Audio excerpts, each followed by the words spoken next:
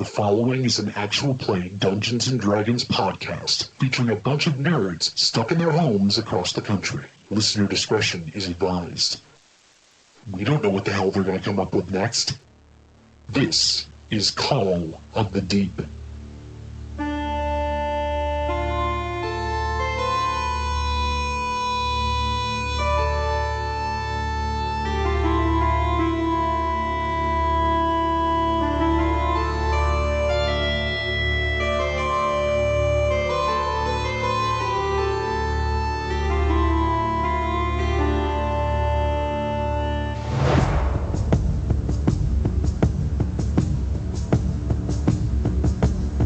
Hello, Internet land, and welcome back to another episode of Call of the Deep, a D&D 5e campaign. I am your host with the most, Mikey, aka Pop Culture Geek, all over the internet. And welcome back to me attempting to run some amazing players through a story, despite the shenanigans that they throw my way. But it's all copacetic. I have found my zen for tonight's episode, because depending on what happens, I might get a little of my frustrations out, but we shall see. Again, I'm not here to kill my players, not on purpose anyways. But speaking of players, tonight we have a great cast joining me for this adventure, so going around and to kind of give a little spiel about themselves, we will begin with JVL. Go ahead and introduce yourself for the lovely people.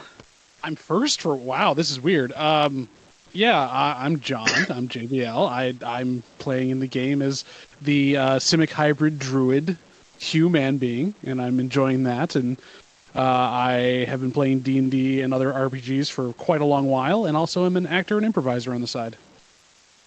We love to see it. Speaking of actors and improvising, we are joined by our guest tonight. There's too many similar names in here, but we have Professor Crosswaith in our presence. Wow, Professor, you gave me an upgrade. I appreciate the upgrade. Professor sounds fancy. I'm really just another John. We are the cancer of the earth. I'm a teacher, actor, improviser, writer. I do random horrible things on the social media, and if you type my name into the Google, you'll find awkward pictures and probably my IMDb page. So good luck to you. I forgot you have an IMDb page. Awkward IMDb page is the best. They are definitely the best. There's some stuff on there that I have to answer questions about every now and then. Like, you were in that movie? Yeah. You too, really. Oh, boy. But yes, if you guys, all my listeners out there, if you get a chance to look up John Crosswaith on the TikToks, it's the greatest storytelling account ever. Don't at me. Aw, you're so kind. Don't at me. It's an excuse to not grade papers. That's what mine is for, bro. I don't want to grade anything. I mean, who wants to grade anything, really? Ooh, report cards are finally in for the trimester, so we're past that hurdle. I just got to survive parent-teacher conferences, and then we're good. Just don't talk to them. Yeah. You'll be fine. I guess. But speaking of which, to keep talking about my amazing players, God, that segue was horrible. Next on my screen, noticed. Nobody noticed. I mean, technically they can't see this; it's an audio format, but whatever.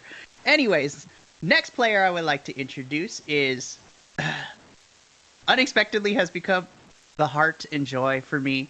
Our sexy Ned Flanders, Mike. Oh my. I'm just a guy that likes to play D&D. Got a lot of time on my hands, and I got stumbled into this group, and it's been going pretty well. That means a lot to me. It's just like, I didn't know any of y'all, but y'all are great. Speaking of knowing people, this next person I have known for quite a little bit of time since joining the Ticker Talkers. JC, go ahead and introduce yourself, bud. What? No, me? No, you don't know me. So I'm JC. I'm one of Mikey, our DM's good friends. I'm also the last person's tolerable cousin. I hang out on TikTok a little bit, but other than that, meh. Such a simple life. I mean, I work in it doesn't matter. Yeah, we don't need to go into all that. We know you work hard. Work hard, play harder, as I say. Speaking of playing... Oh, jeez. Speaking of playing harder, we finally, after way too much time, I can formally introduce everyone to our newest player, Josh. Go ahead and introduce yourself to the lovely audio people. Hey everyone, how's it going? I'm Josh, aka MG Preacher on TikTok, and I am... I don't know what would be higher than excited, but I'm just excited to be here with all these people here. I'm friends, of course, with Mikey and JC, and they've been very supportive ever since I started TikTok, and now that I'm getting into D&D again, I can't ask for any better friends. You're not supposed to make me cry. But yes, unfortunately, due to life being a complete travesty and a bitch to some of us sometimes, we are down our goblin fighter, our reborn barbarian, and our dwarf ranger, but we send them all the love and support and just the amazing positive vibes towards them. Hopefully they will be back for our next session to join in the shenanigans. Which reminds me, speaking of shenanigans, let us recap the intensity and the craziness that went down in our last session. Because boy, did we have some developments. Not really, but still. I almost got into a fight with one of the party members in the first 3 seconds of the session. We'll get into that in a little bit. But to properly recap this... I mean, you look suspicious. That's what happens. I was like, leave my penguin alone. But anyways, to recap what happened last time, you, the party, after spending an amazing night out on the town, some of you got involved with some fighting, presumably. There was some conversations with someone who can only say, hello, do you need this? Never heard of it. Also, one of the party members now has basically an embodied voice in his head for some reason, but we don't have to get too much into detail with that. But you guys woke up at the Dragon Turtle Inn and kind of recounted your activities that you guys did the previous night. Amongst all that, we were introduced to our lovely Azamar Paladin Derek, who accompanied Prince the Penguin Kokra to pick up the party. But before all that, I believe our Dragonborn fighter, Curiosity, got the best of him, and he decided to put the bracelet that Caspian, the owner of the Crow's Nest Tavern, gave to him after winning his fight. And upon putting it on, a small little needle protruded its way out from the bottom of the bracelet, pricked Tydak, and drew some blood. Upon further inspection, Fedin, our dwarf ranger, noticed that there were some runes underneath said bracelet with the Rajani family crest embedded into the bottom of said bracelet. Upon further analysis, Fedin deduced that it is a tracking device, so the Rajani family now has a way to track their runaway escapee, Tydak. I probably should have let you know that beforehand. We love to see it. But after some, I don't want to say arguing, but I mean some back and forth, the party, after a hearty breakfast made by Fedin, you guys were escorted by Prince all the way up to Stone Rice Keep, which is the stone fortress in which King Red Axe, the leader and the king of the Gundarlun nation, resided. Prince led you into the throne room, where upon entering, you guys were met with a raucous applause. King Red Axe was happy to see that the adventurers had finally made it to answer his call. And during said feast that he threw for you guys in your honor, he explained what it is that you guys were exactly going to do. You guys were to make your way to the smaller town of Fiskrbak and investigate a crash site. After coaxing some more information, thanks to Hugh and his persuasion, King Red X revealed all the information that he was hiding from the party, and he informed them that this crash didn't happen from the sea. Something fell from the sky and crash landed into Fiskrbak, killing some of the residents. And it needs investigation at the behest of one Jarl Frostgale, the leader of Fiskrbak. While this conversation was happening, our goblin fighter noticed that one of the guards' face kind of twisted itself into revealing a more Rakshasa-like features. Upon calling it out, he convinced King Red Axe to take said guard to the dungeon, where he followed down in order to interrogate. While that was going on, King Red Axe took Dedek and Prince aside and had a conversation with them, where we got a little bit of information about Dedek's upbringing, unbeknownst to the rest of the party. Upon that little exchange, Corvus was interrogating the guard when all of a sudden the Rakshasa appeared behind and told him that they had some business to take care of. So we pick up now. You guys are finishing your meals in the feast hall. Things are starting to quiet down. A lot of King Red X's guards who joined you, everyone's kind of starting to disperse a little bit. And you guys, along with Prince and your new companion at the behest of King Red Axe for this mission, Fila, are kind of just winding down a little bit towards the end of this celebration. At this point, Prince and Dedek make their way back, and Corvus is still MIA for the moment.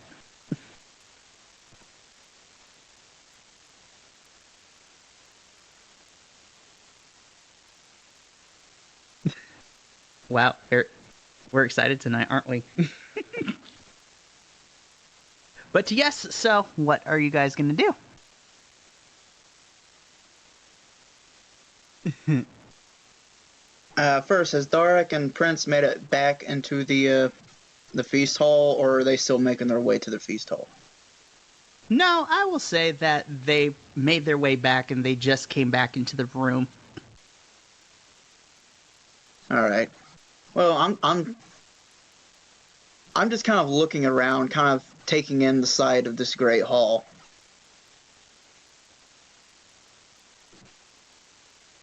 I mean, so for you, Dedek,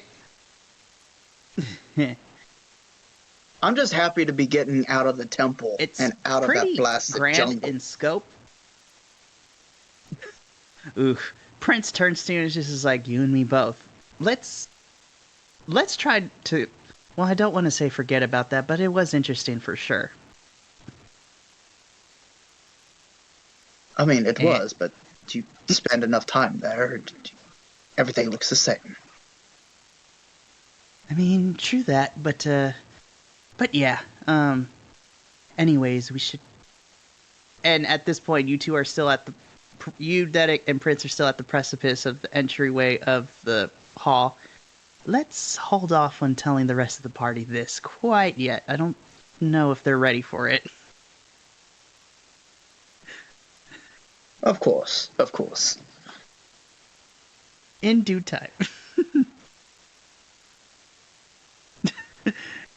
King Red Axe, your food is quite sustaining. It brings joy to my taste buds. But one thing probably we should do, should we get moving now to get out of here? Or do we have time to sleep? Like, what would you have us do? King Red Axe kind of just looks at you, Hugh. I think it would be wise if you got some rest. You guys can leave out early in the morning. I have your chambers ready for you whenever you are ready for bed. But, alas, it has been my pleasure to get to know you a little bit. But it is time for me to retire. I do wish you the best on this mission, and I look forward to hearing you soon. Thank you. I appreciate that very much. Now, if you'll excuse me. And at this point, King Red X kind of makes his way starting to make his way out of the feast hall. He stops by, smiling at each of you guys as he's passing along, and then, before exiting, he turns back around. Ah, yes, Fila, make sure you take good care of these adventurers. I don't want any harm coming to them. And so Fila kind of just nods a little bit and just gives the thumbs up. Leave my homegirl alone. I Just won't. like She's wearing a pendant. Yes, there's some complications there. He was warily eyeing that pendant and just kind of keeping his eyes on her, his unblinking shark-like eyes. Sorry, I got the image in my head. That's awesome. Doll's eyes. No, we will not. So they roll back white and they bite you. Oh my goodness. But yes, as soon as telling Fila that, Keen Red Axe once again tells you guys, I bid you a good night, and safe travels to all of you. And he turns around and he exits the feast hall, leaving just you guys, Fila, and Prince.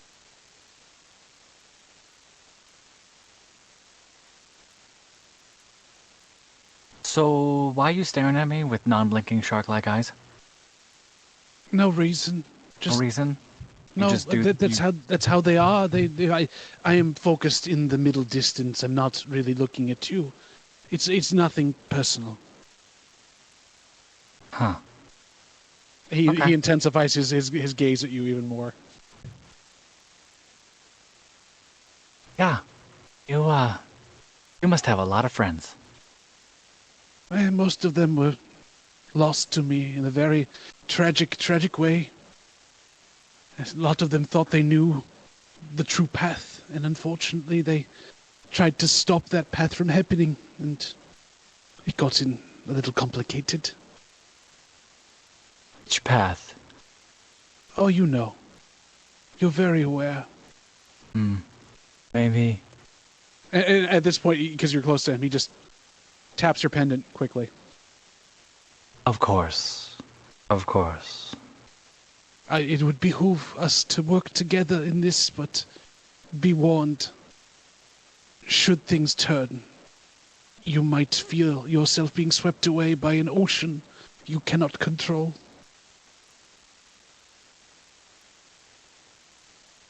I think I know what you mean. But I'm still a little uncomfortable. Good. Most people should be around me. Right. It's mostly the fish smell. That is you. I couldn't tell if that was actually coming from you or just Oh, all yes. of you. That's you. I bathe in fish guts every morning. It's very, cathartic. That's your thing? You bathe in fish no. guts? That's not my thing. It's just a thing I do. It's not my thing. Right. He's grinning. During the fish, just walk by. Well, that doesn't sound very sanitary. Yeah, right? I mean, there's probably a lot of diseases and random EWE things in there. I have yet to be sickened by the products of our Lord Dagon's bounty. I do not see why I must leave it. Well, you're also. Yes? And what? And I just walk away. I was gonna say, you're basically a fish. Of course, you wouldn't get any adverse effects of bathing in fish guts. Are you trying to... I'm just saying from You're failing our... me. I'm just saying from our point of view is bathing in fish guts seems unsanitary, but you do you. I appreciate that. And no, it's not for everyone. But if it bothers you, I can, of course, try to stand downwind of you. If it's that much of a bother. I mean, I do not wish to... I've been around some hideous odors, so it surprisingly doesn't bother me that much, but You get used to it. The Corvus I- can't I- even I- smell it anymore. Does the Lord Digon want you bathing in fish guts, friend? It is not for me to interpret what he wants or does not want. It is only for me to find my path and clear the way for him. Have you checked in with the followers of Digon recently? What followers? There are a few that are learning about him, that are starting to understand, but his followers do not exist at this point. You might want to look into that. Things have I have. changed. Have they? I'd be very surprised. I'm gonna slowly back away, taking in all of them again. Hugh So- winks. When shark eye wink. Slowly take a step back and take in all of them. So, I might have missed something, and I might be taken a little off guard by the fish guts skin care conversation that we're having. What are your names? You've met me and Corvus. We were down talking to your friend in Right. the market. I don't know your names. I am Hugh. This is Hugh. Corvus. Corvus. And the rest of our party are here. We have, well, Corvus is out of here. Introduce yourselves if you would like. I was turned around when he Startles out said, of a "Introduce little yourselves." daydream. Excuse me. What? Ned, please introduce yourself again. Right. I was just in a bookstore. Anyways, I'm Darwin. Sorry, a little taken aback. There's a little out of sorts Do here. you not remember how we got here? You walked here with us from the books. You came back from the bookstore, and we all walked together. You were talking to us the entire time. We had a conversation about your homeland and how much you missed it. It's been so long since you've been back. There was. I had a lot to drink. There was a little daydreaming going on there. There's a whole You lot got going drunk in a bookstore. on. I mean, I've done Yeah. that too, Darren. so I'm not going to judge too much on that, because that is easy to do these days. Interesting. Darlin, inside your head, you just hear a seam go, "Is that what we're calling it now?"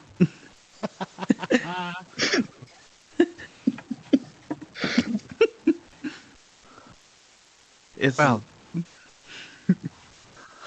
it might take me some time to get, names to faces as I accompany you, but in time. in time. Prince kind of just looks at everyone. So, yeah, so that's Hugh, that's Darlin. The Green Dragonborn is Tydak. Sup? Hi. Just sup. Nice to meet you. And then pointing to Dedek, this is Dedek, which you already knew, but Right. yeah, Okay. Prince kind of just gets quiet and gets awkward again. So yeah, I mean, now everybody knows each other's names, so that's good. Yeah, I'm not too good with this kind of stuff. I think we should probably go to sleep. And Prince quickly waddles out of the feast hall. Just I'm oddly so enough, proud of you for making the choice on your own. It's so good that you want to sleep because you want to and not because someone else told you. I appreciate it. You do have a problem with that. That is a big step for you. Prince is still blushing. Thanks. And he continues to waddle back out his room. I turned to Darlin. You did not see, but the penguin before was just listening to everyone else tell him what to do, and now he's made a choice of his own. It is so mind-blowing. It's just beautiful.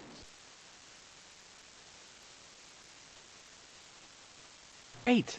Oakley gonna go dokley, neighbor. As quiet as that little flipper boy seems, you'd be surprised what kind of bravery that lad can get into. Trust me, I've seen his bravery. I would be surprised that when we met him, he showered me in petals of flowers and then ran away from danger. So, if he is brave, that is very nice to see. Yes, I mean, I've only known him a few days, maybe a week at most, and when I first met him, he's just a blabbering idiot.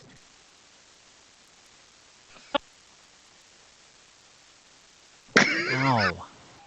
I mean, you're You not won't- wrong. I have a very complicated history. I'm gonna go to bed, and in the morning, we can take off. Enjoy your slumber. Right. I'm gonna slowly exit the room. Is that Yeah, that sounds like a plan. One of those where this is I the need part to where I gather back that. away slowly type of deals. Exactly. Yeah. I'm not turning my back. I'm just sort of right. All different. I'm gonna go. Like slowly backing my way around. Back to the wall, looks to the door. Okay. Feels around for the door. Just, where Suit is of armor, suit of armor, suit of armor. Where the hell is this damn door? Door opens the wrong way, so I'm trying to pull the door, but I gotta open and get away from the door to open the door to close The hinges are on the other side if you want to Thank you. just turn and... Thank you. Right. Oh, Gotcha. jeez. Thanks. Okay. Alrighty. And I shut the door.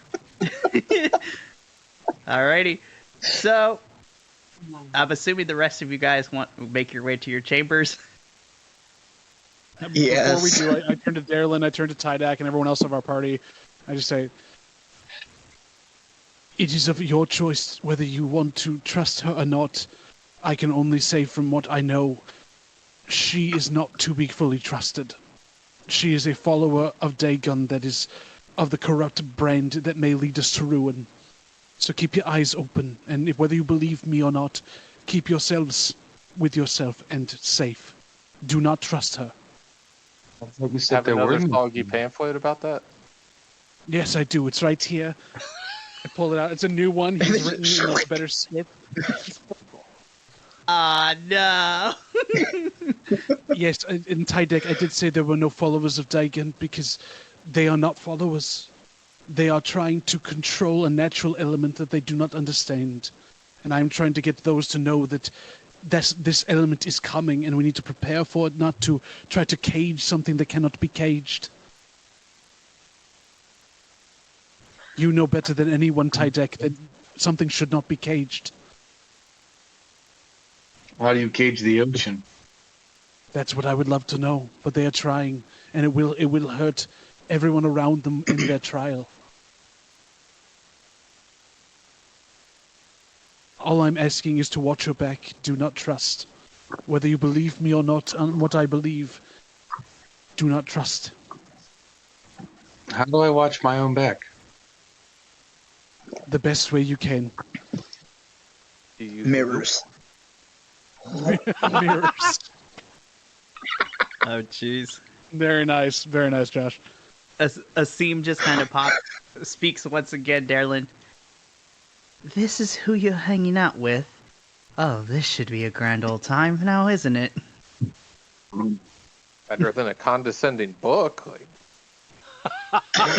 What was that, Darren? What did you say out loud? huh? What? Oh, no.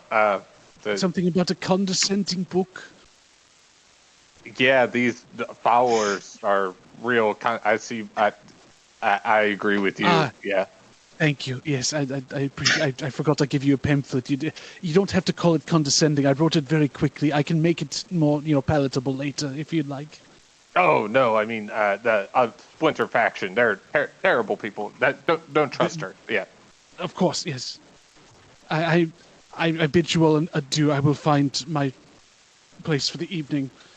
And as he goes back to his room, and before bed, instead of his usual thing, which when he doesn't have this, he cuts himself and puts a drop of blood out to the ocean if he can get to it. He pops one of the vials of the blood of the enemies he's caught so far, and a couple drops in the ocean, back in. Just sticks it out the window. If the ocean's out there, or I find a place in the ocean to do it as a good night ritual. But yes. I will say you're able to do it because this is on a cliffside outlooking the ocean, so the water is right beneath. So I'll say it happens. Still no Get that sign, one nothing guard that happens. sticks his head out of a window just to take in the sea air. What the heck was that? Oh no! Why was he looking up at me at the time? He opened his mouth. Now it's full of blood. This is weird. Ew! Ew! Mouth is ignited. I just will ask. followed- Go ahead. we just hear, "Whoa, it got in my mouth." There's a Every guard out. blessed evening. A guard outside starts running around. No, the blood rain! The blood rain has returned! The blood rain's here! The blood rain! Oh, Mikey, I will jeez. ask. When the droplets hit the water, is it the usual kind of just little foam, or does something else happen?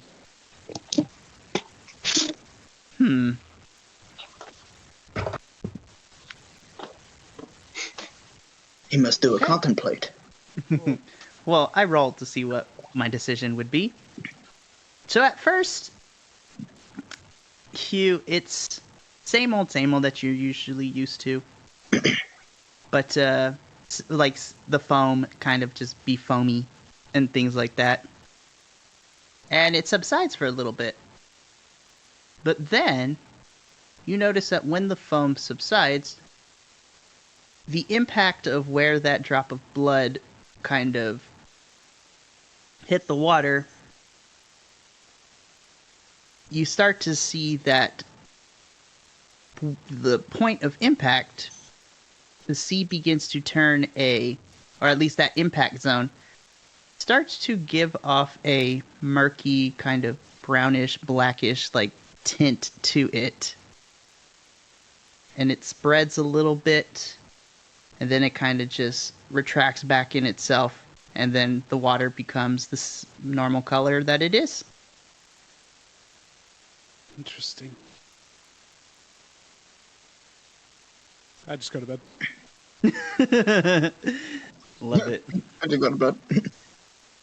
It's like, well, good night, guys. All right. All's well that Yeah, ends well. it's- Let's just go hit the dusty trail. Yeah, as everybody's dispersing and going to their rooms to do their nightly things, I'm still just kind of standing there. It's like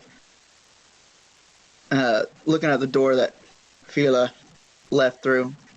I know her from somewhere. I just kind of shake my head and just go off to my room. I know this person from my past that couldn't get through doors. Just had a problem going backwards through doors. They've always had a problem with doors. They could never figure out how they worked. The enemy of all D&D parties, the door. It's canon now. It's canon now.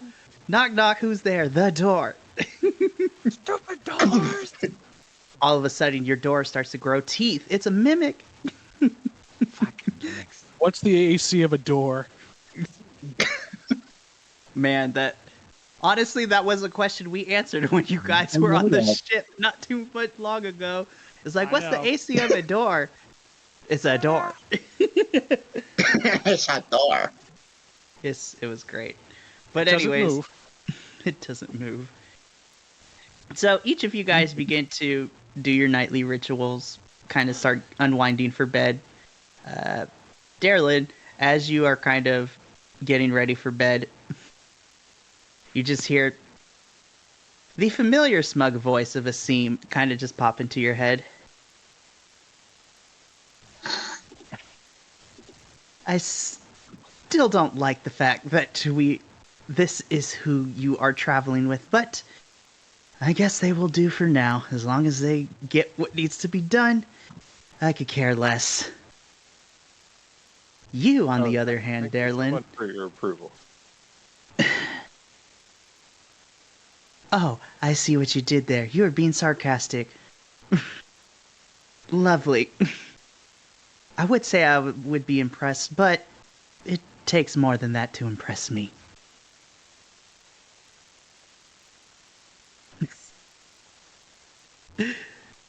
And at this awkward silence, Akila's voice starts to pop in your head now too, Darla.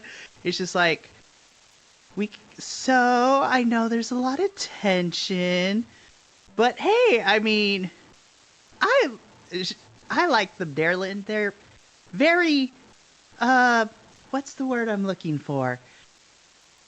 They're also unique, and I appreciate the uniqueness to them. Well, thank you. I do think it's worth looking into this Dagon character, though. Maybe you can find out something while we're looking for your sister. Yeah, I mean, we kind of don't talk about it, but sure, if it helps Hugh out, that would be great. Asim kind of just goes, "Oh, please, don't get me started on Dagon. He's such a... Ugh." It's just like, he can be quite one track when it comes to his thought process. And it seems that Hugh is a follower of his, so this should be quite interesting. But yes, we try not to talk about the others. At least, there's some bad blood between some of us and them, so it kind of gets awkward when the family gets back together, if that makes sense. Cryptic as usual, but I'm sure we'll open the book, as you say, as we get to know each other a little bit more. Well, I hope so. Because God knows I'm stuck with you until you either die or complete this mission, so either way. But you should probably get some sleep. It's gonna be a long mission. And I need you at your top form if we're gonna get this done. Yeah, I'm kind of keen on not dying myself, so get out of my head. Well, unfortunately, you're stuck with me in your head, but I bid you a good night, and see you in the morning. And then Asim goes quiet. Akila's just like, don't worry about it. Asim is a little bit of a... he's very rough around the edges, but once you kind of get to know him a little bit, he's not that bad of a person. I suppose I can try to give him a chance. Splendid. Well, I do agree with him. We should probably get some sleep. So, I'll see you in the morning, Darlin. Night! And then Akila goes quiet, too. You lay on your spiritual weapon pillow. Jeez. Alrighty. So, you guys get some sleep. Dawn breaks. You guys make your way outside of Stonerise Keep, where you guys gather, go over a game plan. Prince kind of just turns to the group and says, right, so, it's going to be 3 days travel. It's safer to walk there than it is to try to sail, only because of the sharp, jagged rocks around Fiskrbak. It's difficult to navigate, so we will be walking there, and I will be your guide, since it is my hometown after all. So, and he begins to kind of go a little quiet. I guess follow me? And he kind of quickly just turns around and begins waddling.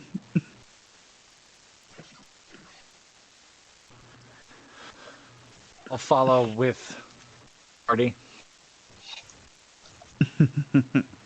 And off Okay. we go. And off we go. On the road again. So, Glad you didn't say walk this way. walk this way. But as a penguin. Right. What is that? I don't even know what that would sound like. Wah, wah, wah. Not nearly as interesting. That's that crooner penguin from Toy Story. Oh. Oh, walk this way. Wheezy. I love Wheezy. Easy, that's what it was. Wheezy, I love him. But yes. So you guys make your way on the road again, walking this way. As you guys are traveling on your first day of travel. Do we walk the line? Oh gosh. Get out! Would we be aware of any rings of fire or perhaps some false pointy blues? Just gotta keep an eye out for that long black train. A crazy train, if you will. There's a lot of men in black up here. Yes! I heard that Tydak once Oh my killed God, a man so many in Memphis puns. just to watch him die. Reno, a horrible place no one wants to be. Tydak wakes up. No one's in the castle. It's like, where'd you guys go? No. So as you guys are traveling on your first day, to kind of ease the bit of awkwardness that there is, Prince does his best to kind of just point out some of the things on your travels. He does not, so he's way too nervous and kind of does a horrible job at it. So this is a tree. That's a rock. Exactly. Exactly. That's another rock. And it kind of continues for a little bit until the sun sets and you guys kind of make camp in an opening on the side of the road. It is pretty open. You see the road next to you and kind of like this opened grassy kind of field a little bit. And you guys make camp. So, this is where the fun part begins. There needs to be a total of 3 watches, so who wants to take first watch? I'll take the first watch. I'll take first watch. I can volunteer for any watch you would like. I'll take the gold one. You'll take the what? The gold one. The gold watch, yes. Oh, I see Have what you you did retired for something there? there. Old I watch. hate you. Oh, jeez. I would prefer, honestly, I can take first watch for you. I do not need much time to sleep at this point. You all take your rest. We'll need you later on in the night, I promise. It's easier for me to start us out. All right. I'll take second watch. Okay, so let's see. Okay, So I guess I'll take third watch then. Alrighty, so on first watch it would be Hugh and Fila, correct? Okay. Oh, And- What do you mean? Oh, two people at watch. Well, at this point, Prince will take first watch as well. Then on There's second, if there's more than 2 of us, I will go to sleep. I just was trying to be helpful. But if there's more people... He's like, I'm just trying to be nice. oh, okay. I am a team player. I am here to support and make everyone look better than I. It's not hard. No, that Prince kind of like, no, that's okay. If you two got it, I can always take a later watch. I guess I'll take second watch with Tydak. That's fine. Sounds like a plan. Enjoy your rest. You're in safe hands. And also Feelers. Oh, wow. All right, so first watch is Hugh and Fila. Second watch is Tydak and Prince. I'm assuming that the rest of you will take third watch. Okay, so Darlin and Dedic will take third watch. I mean, if need be, I can take watch by myself if the rest of us need any extra rest. No, I think you guys are fine with how we divvied it up, so. Alright, so first watch. As the rest of the party begins to kind of get comfortable and starts to nod off, Hugh and Fila, you guys are keeping watch around the campfire. Mm-hmm. And it's just you two awake at the moment. Who knew that Celestial would be so loud? Yeah, it's What? Someone, you rang? It's like, No, oh, Lord, just no. go back to sleep. Go to sleep, friend. Sounds like you're swallowing a duck. Okay. He swallowed it. It just hasn't ate till it's all the way down. Right. When he goes back I to don't sleep, know what you're talking about, but I'm going back to bed. And as he lays his head back down, you just hear a loud Oh, jeez. He What was did. that time? the crunkling of his armor and his head just hitting the ground. Oh, jeez. Anyways, Tydak, what were you saying?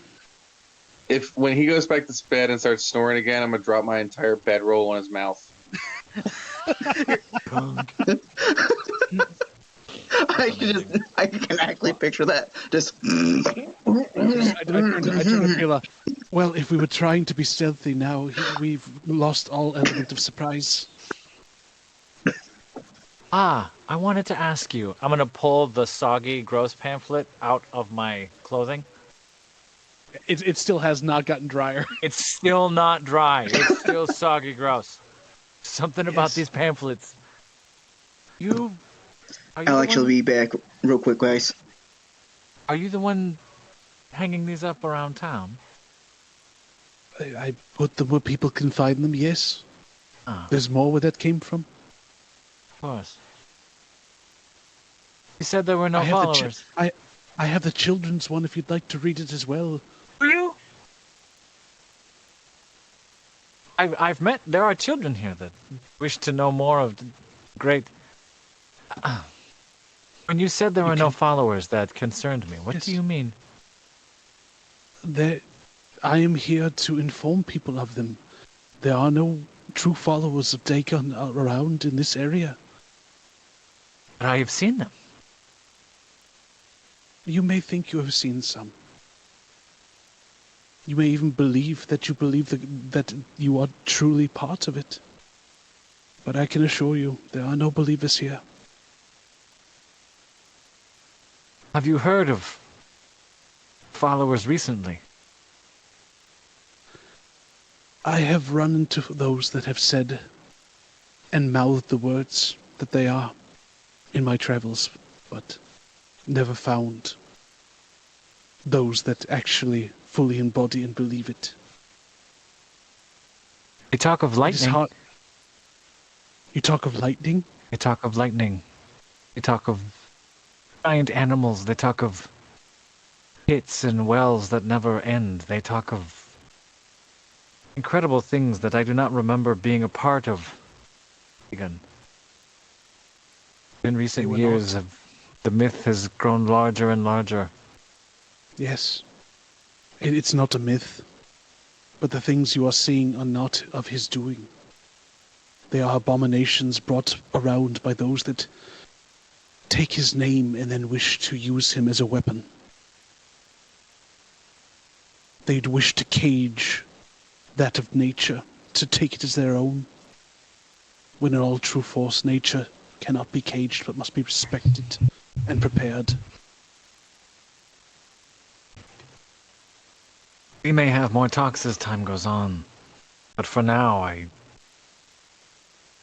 relationship with the Dagon is estranged. I'm sorry to hear that you are finding your own path. I am always willing to have discourse on it, but I will be completely honest with you. I cannot trust what you say. Not with when you wear that. Because that, to me, proves that words are just what they are. Words. They are not meaning. They are not anything behind it. That is fair. I will not judge you. I do not wish to judge you, but I am wary of those that would put themselves in the way of harm for no reason and think that they are safe.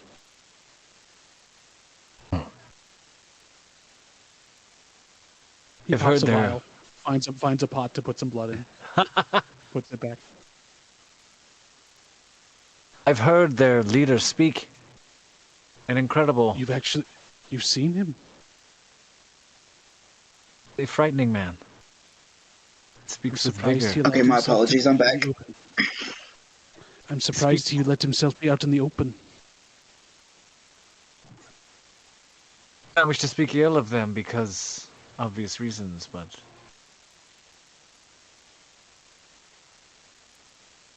I'm just gonna walk away.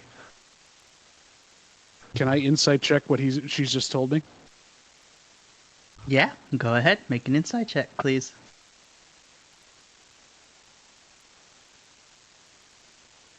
Dirty 20. Damn. Okay. I got a +4. I got wisdom out the ass, so, you know. Lovely. So, not Tydak. Hugh. Listen, I have way too many notes in front of me, so apologies. But, Hugh, at the mention before Fila cut herself off and walked away, one, you believe her when it comes to telling the truth about seeing the leader, but going a little bit deeper based on the glimpse of that sentence before she cut herself off, you were able to get a perspective that there is a fear behind her tone of voice and of what she said.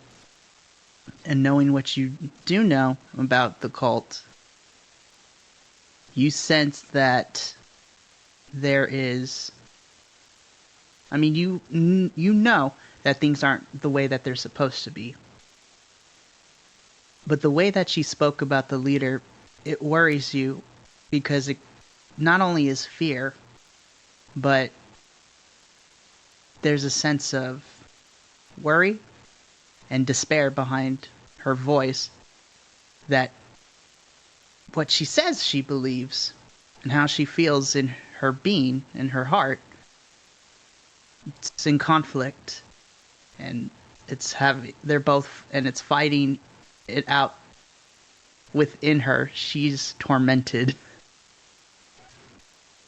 In his mind, and I'll do the blood thing after that, after she leaves anyways, but in his mind as he does it, he kind of thinks to himself,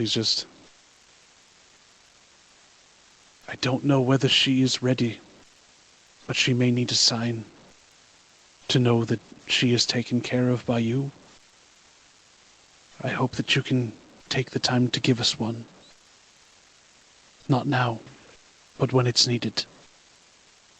And then I drop the blood in there and go back to bed. Go back to the watch, basically. And keep an eye on her, because obviously. Okay. Unblinking shark eye. Fila's gonna do just rapier drills in the dark. Off to one side. Shadow fencing. Parries, thrusts, riposts, heavy vaults and such. Just, awake. Passing the time. Hugh might get up and take out his cutlass, and perhaps we might have things to learn from each other. It's a lovely weapon. Made it myself. Ah. I stole this one. You literally see this like rusty kind of looking thing, like it's like torn from like a ship hull, and it's got a crusted barnacle like handle and guard, and it's very misshapen, very like not well taken care of, but it looks like something that has been like definitely like cobbled together from like detritus in the sea. It's a very unique looking cutlass. Have you used it? Fits my hand. On occasion, when needed. Of course. Mostly, though, it is a last resort. I stole this. I'm gonna hold up the rapier. It's like glistening in the fire, but you know that. Not with ill will. I stole it from those that stole it from us. But Interesting. Belongs with myself. Oh, it is yours. You are its home. Should you care for a sparring partner, I am here as well. Of course. Not many of the Daigons fight now. They They don't have to. walk and look to the sky and watch Peter's lightning. They should look down more often. They are missing the entire point. I want to say you're right, but for obvious reasons, I'm going to reference the charm. Yeah. Oh no, nothing spoken. He nods, and he on guards and sticks the cutlass out. Cool. Unlethal. I'm just going to tap the sword and move a little bit. Yep, of course. All right. So for the rest of your guys' watch, you kind of have a little sparring match. Obviously, no one's going in for actual damage, so Just footwork and parries. Footwork, parries, and targets, yes. It's good for the arm strength to use the flat of the blade because it's harder to turn. okay. So you continue that for the rest of your watch, and your guys' watch is pretty much otherwise peaceful for the night. Cool. So the rest of your guys' watch happens, and it comes to an end where you guys wake up Prince and Tydak to begin second watch as you guys begin to get comfortable on your mats, kind of lay down, start to fall asleep or meditate or whatever it is that you guys are going to do. So, Tydak.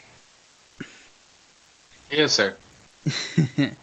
You currently are sitting by the fire. I'm assuming kind of just holding your sword in your hand. Kind of in a very... Go ahead. I was going to say kind of just keeping it at the ready just in case anything comes out of the woods. And you see that a little bit of ways from you on the other side, you kind of just see Prince. He has a little notebook. And he is just kind of, with a little quill and some ink, kind of just drawing in it and kind of just writing in it.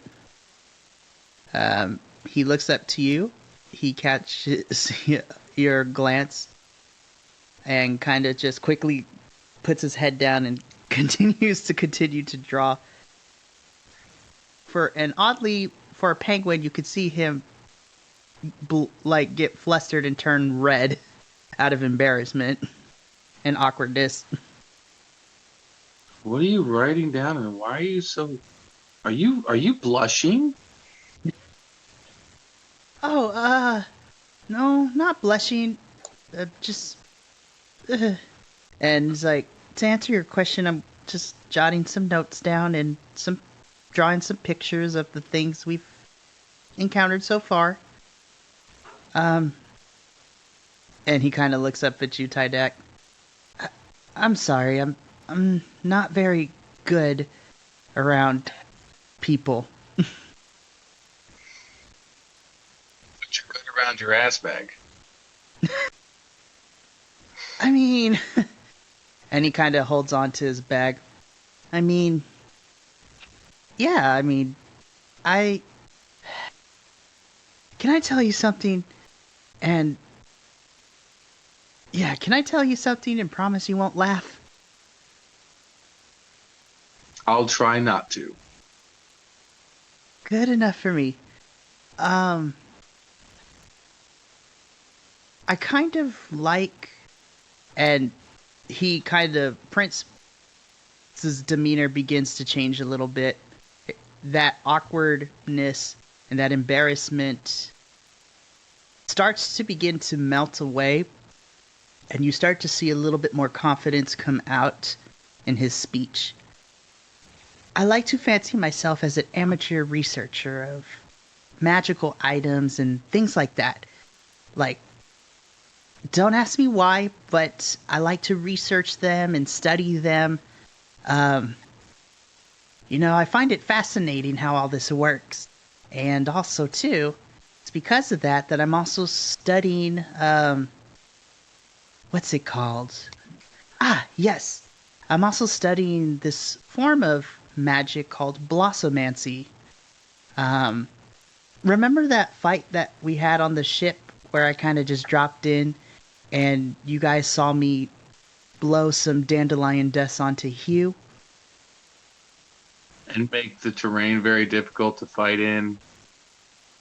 Well, that wasn't me, remember? We kind of got off on the wrong foot. Hugh entangled me, and that was the reason that the terrain got, difficult. That wasn't me per se. But anyways, that's besides the point. Water under the bridge now.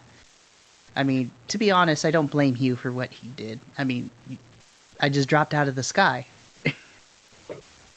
I thought penguins couldn't fly. I hate you, Jace. Well, I mean, technically I can't still, I'm a good swimmer, though. At least, I think I am. But anyways, no, so... But that's the test. Yeah, I'll promise to show you later, I promise. But anyways, Blossomancy is a form of magic in which you use plants and things like that and kind of harness their magical innate abilities and to help other people. Granted, this is still new, but I've read that they can be used as medicinal properties to heal people. You could use them as magical weapons. You could use them as everyday things.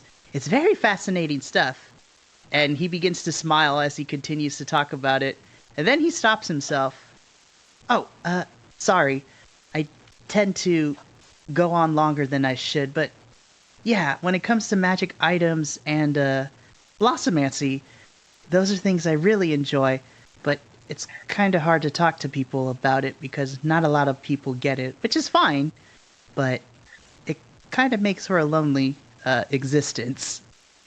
And you just see Prince kind of look down at the ground a little bit before kind of catching himself and looking back at you. But yeah, that's kind of where I'm at with all that. And he turns his notebook around. That's what I'm doing. I'm kind of just writing the results of the dandelion dust that I used on Hugh and how I can work to improve on it next time to make it better. You're full of little mysteries, aren't you? Me? Mysterious? I wouldn't say mysterious, but, I just kind of keep to myself. I wouldn't have paid you for a researcher, is what I mean. Oh, no, I'm just an amateur researcher. But, when He needs to be eligible for the Research Olympics. He can't, be professional. Oh, jeez. But yeah, I mean, to be honest, there's not really much to do in Fiskrbak. And despite my appearance, I'm not that great of a fisherman like my parents, my mom. And it gets kind of tough when you're the only penguin cocra in the village, so it gets a little weird sometimes. So I tend to stay to myself doing research and reading and coming up with ideas in my room.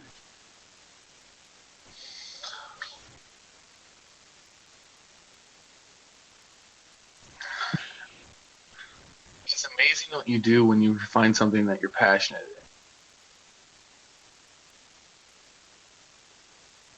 Yeah, I mean, it makes me happy. I'm just hoping that someday I'll be able to... What I really want is I want to go out and explore the world and learn more. I read that even though Blossomancy is kind of new, I heard that there's an island where it originated from, and I want to go visit it one day. Of course, I don't really have the means at the moment, but someday I hope to go visit it and learn from the masters of it. Well, maybe we can with this journey. We're going to be going a lot of places. I mean, yeah, you guys definitely are going to be doing that, but I'm not sure if you'll want me to come along, though. As long as you hold your weight, I don't see the issue with you coming along with me. Hidek, as you look at Prince, the moment you say that, You could kind of see him form a little smile on his face, and it's just like, you would really let me tag along?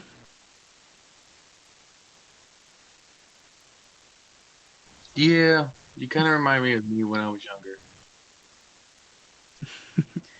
Well, I appreciate it, Tydak, and I promise that I will do my best to, I guess, support, because I don't want to say, like, keep you guys safe, because, I mean, look at me. But I will do my best to support you in any way I can. And with his little flipper, he kind of holding his bag in one hand, flipper on his head, kind of gives you a little penguin salute. At this moment, Tydak, Prince's bag kind of unhinges itself from the buckle a little bit, and as he's kind of doing the little salute, stuff begins to fall out of his bag. And just some various trinkets, like a couple notebooks, a few quills, like 2 bottles of ink. And then you notice something very peculiar fall out of his bag.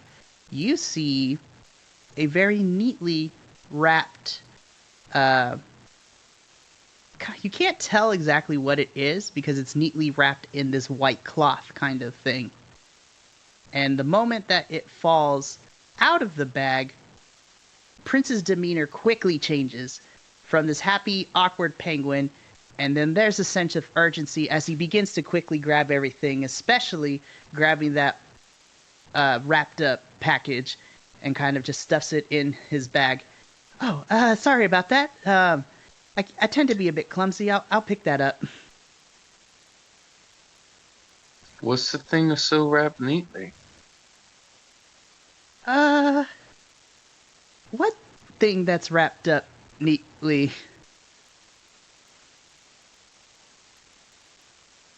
Okay. Kind of just turns away and just lets it go. Wait. I'm sorry. Promise you won't tell the others? Do you have a dead body in there? Oh, gods no. I have a regular bag, Tydak. I can't fit a whole body in here. I'm too poor to afford a bag of holding.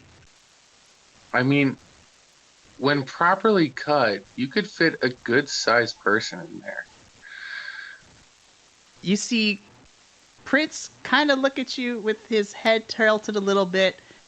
I mean, you're not wrong, but anyways, yeah. Just promise you won't tell the others. Not yet, at least. Fine, little one.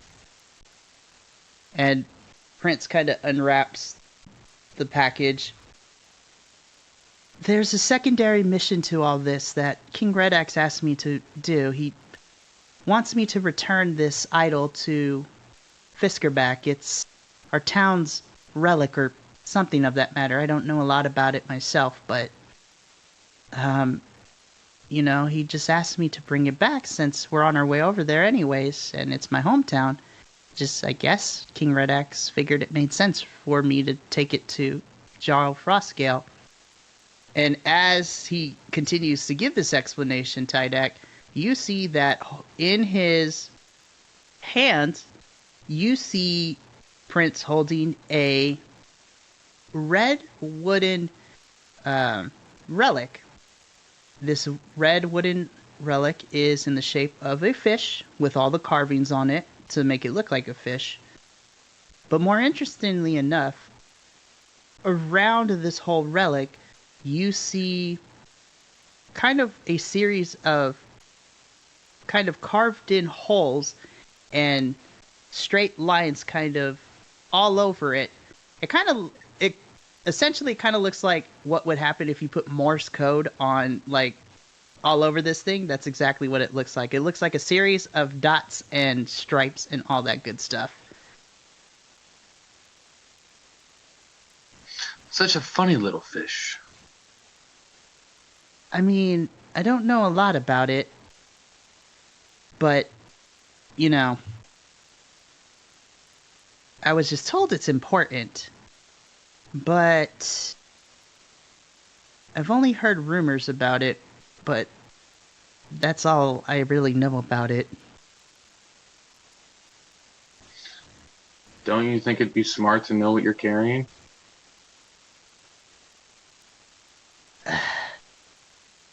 I mean, I don't really know much about it, but I was just told to bring it back. Tydak, please make me an insight check. Oh, shit. Penguin's just doing what he's told again. You should know better. I got a straight 16. Okay. You can't tell quite exactly what it is, but you know that Prince is not telling you everything, and it's easy to tell based on how you've lived life so far. You can spot when someone's lying to you. And boy, is Prince lying to you right now.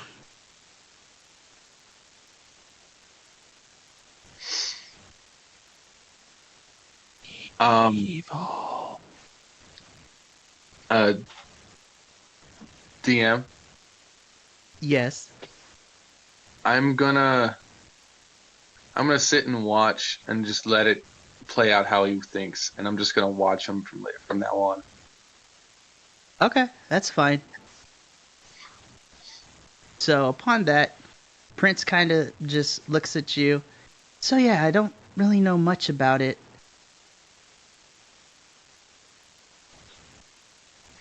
All right, well, we'll have to do some research on it with our travels. Okay. At least we'll get it back. Oh yeah, definitely. But yeah, just don't tell the others about this, please. Not yet, anyways. That's fine, I won't. But you want help researching that? I'll help you. Really? Why not? Awesome. And you kind of see Prince smile once again. Thank you, Tydak, and if I haven't said it enough, thank you for getting my bag back too from Caspian. That's my ass bag, remember that. That is true. And with that, he kind of wraps up the fish relic, puts it back in his bag. Well, I think it's getting to the end of our watch. We should probably go wake up Darlin and Dedic, so that way they can finish out the night. All right, I was getting kind of tired of the, someone sawing a tree in the background. Tydak, you're my favorite. Don't tell the others. No, it's not like that, I promise. Sure. Oh, Sure. Don't make me feel bad. I can't make you feel bad. I'm just pointing out. I mean, you like Tydak a lot. I like everyone a lot. Leave me alone. You do. Excuse me while I go cry. No, I'm just kidding. But yeah, so Tydak, you and Prince finish out your watch, and you wake up Darlin and Dedic. Prince and Tydak begin to kind of go back to their spots and go to sleep. So Darlin and Tydak, it is your guys' watch. You are in the last watch of the evening. I carefully try to get up because I didn't take off my armor, so I don't want to wake everybody up with a from my armor. I knew it sounded like a sleeping pile of pots and pans. Don't forget about the bedroll that's up in his face. That's right. He wakes up with a bedroll in his face. It's like, Oh yeah, I forgot. Can you get the thing off my face, please? No. I just push him off. Kinda. Where did we pick you up from?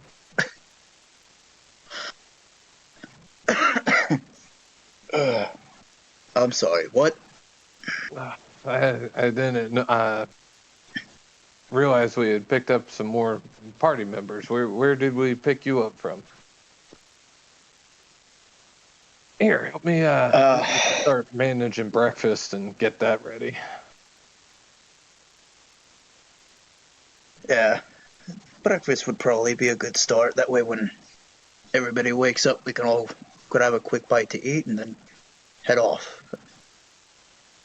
But anyways, to answer your question, where you picked me up from, it's all thanks to that little flipper fellow over there. When I say that, I point over at Prince. You just see Prince And, laying on his stomach, like full T-pose on the ground, like. You hear tiny.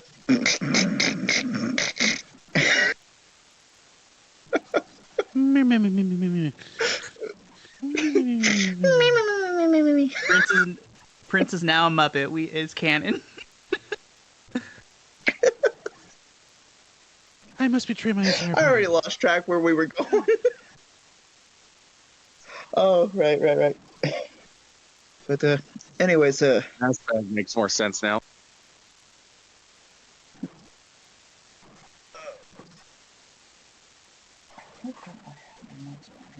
somewhere. Anyways, but yes, Prince came to my home and picked me up for a little mission, and it was just to help him retrieve some little trinket, I think from his home village or something. So, anyways, I accompanied him with that, and then once we got to the palace to talk to the king, he decided that I should tag along with you folk.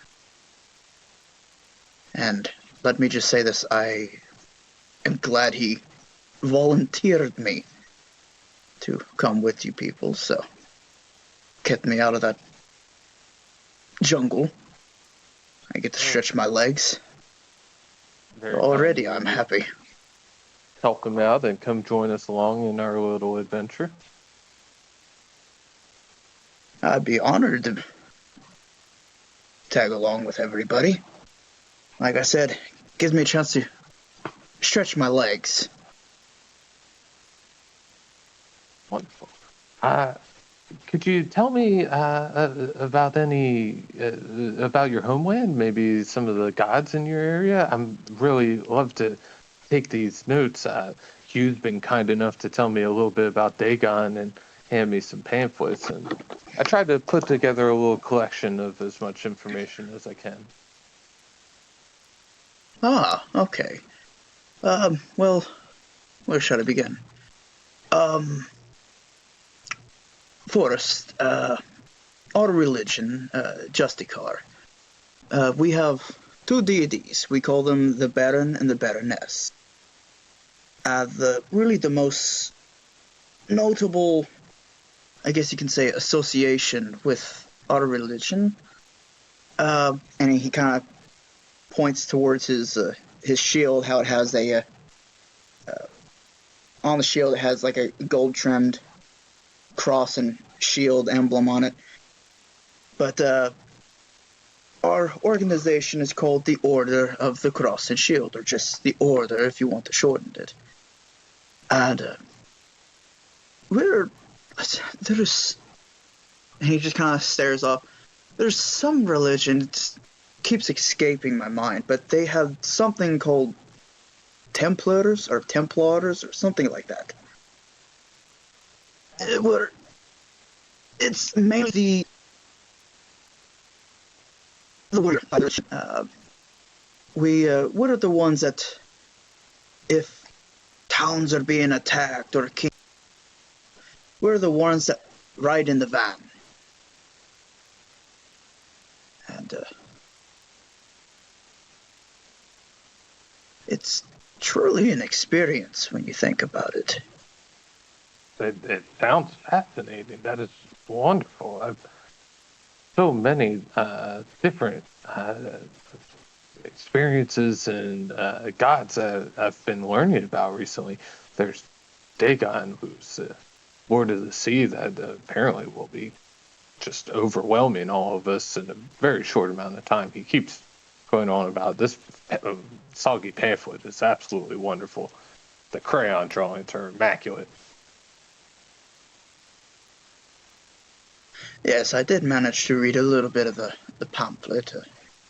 I don't know if I just had a hard time reading it, or if my eyes must have been failing me at the time. But what I did read, that seemed to be quite Well, if it was a interesting. little wordy, it might have been the adult pamphlet. You really should check out the children's pamphlet. It's in crayon. I probably should. He just hears us.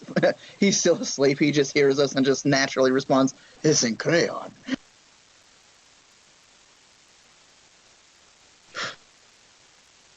I do Okay. wonder if you've ever heard of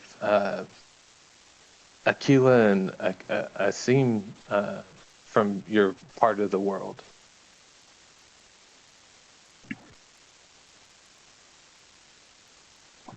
I just kind of rub my forehead. My body must still be trying to wake up. I'm sorry. I didn't quite understand what you said. Can you please repeat that? I wonder. So, in part of my travels, I've come across these newer deities to me called Aquila and Asim, these siblings, and they've asked me to run a couple errands for them. And so far in my studies, I haven't come across too much. I was wondering if you happen to know anything about it. DM, do I know anything about it?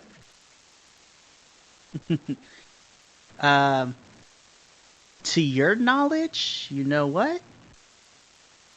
Dedek, please make me a history check. History check. Oh, Jesus. And let's see. Would that be intelligence, I believe, or would that be wisdom? Your history would be. I believe that's an intelligence check. Yeah, intelligence. It's yeah, intelligence. That's intelligence. So you add your intelligence modifier, unless you're proficient in it. Okay, my strong point, of course. Well, we shall see.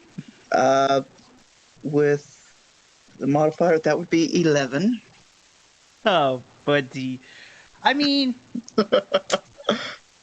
so, Dedek, given your background, you've heard of the names before, but you can't quite remember any specific information about who they are or any kind of connections to any other deities. But you vaguely remember the names, at least.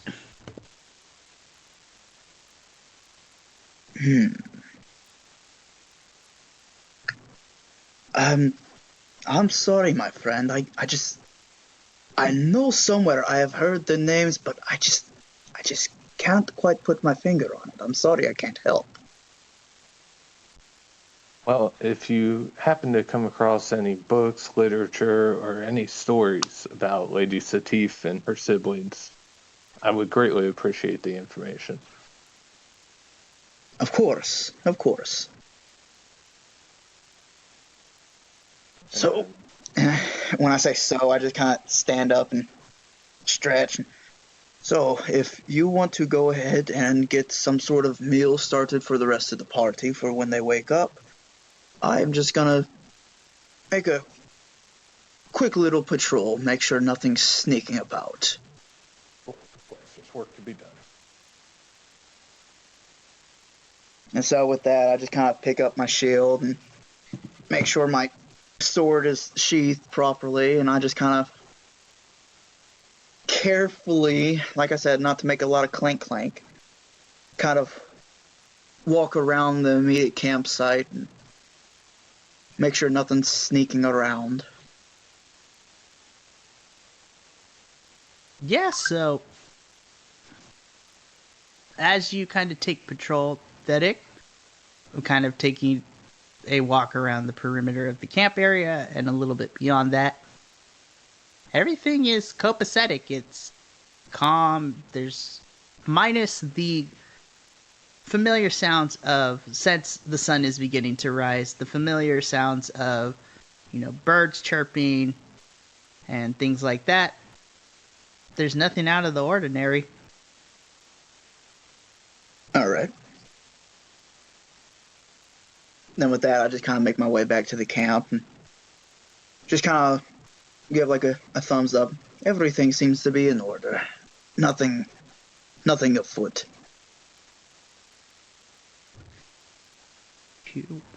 All right, so at this point, you, Dedic, and Darlin, you guys continue to make breakfast for the crew.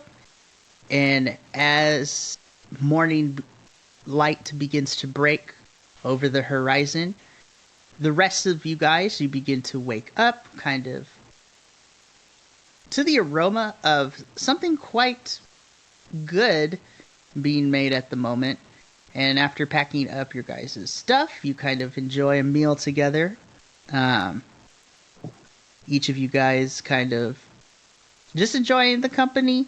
And after finishing breakfast and kind of cleaning up your area, packing everything up, you guys continue to make your way on to Fiskrbak. Hey, first fire camp meal. So, the next 2 days of travel happen uneventfully.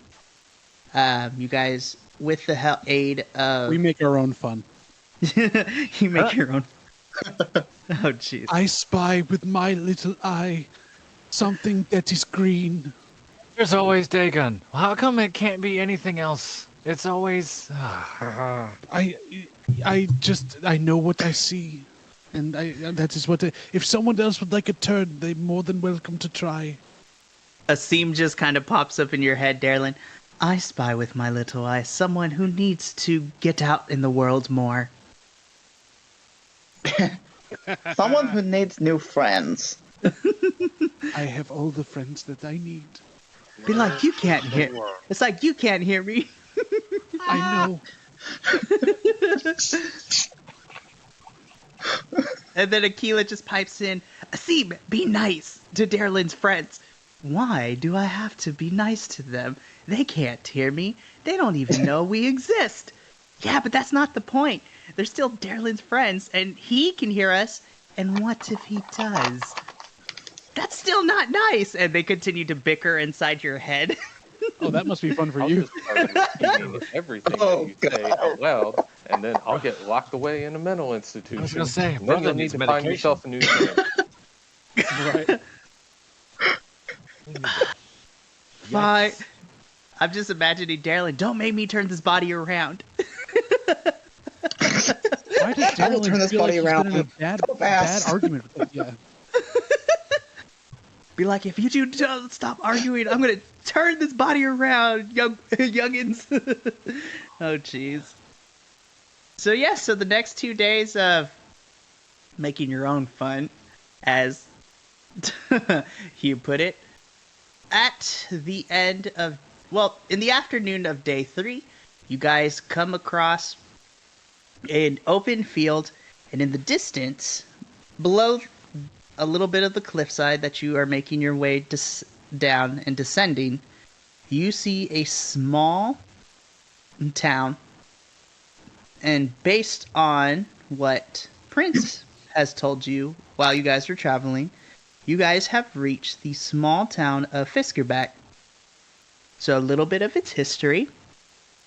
As Prince mentioned to you before leaving Stonerice Keep, Fiskrbak is not a large town.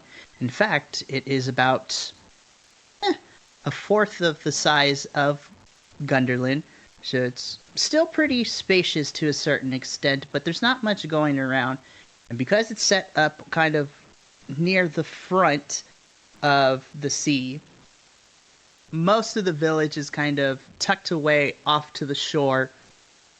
And as you guys get closer into town and kind of take in the landscape, you see that Fiskrbak probably has seen better days. It's mostly just wooden huts and wooden kind of cabins. Lots of them kind of with shattered glass and just varying sizes of planks and wood kind of filling in the holes that have been left over through histories of wear and tear and kind of just life there. It's also giving off a very unsettlingly quiet kind of atmosphere.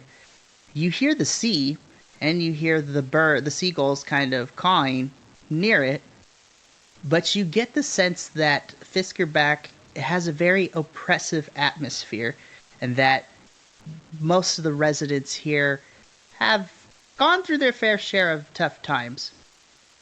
Fiskrbak's main kind of source of income for most people is the fact that most of the people here in Fiskrbak are fishermen, and the men and women go out in their little boats, catch fish, come back, and then get it prepped to ship it to Gundarlun, where it is sold at the main port, and all those funds, after some taxes and things like that, get sent back here for the people of Fiskrbak to make a living.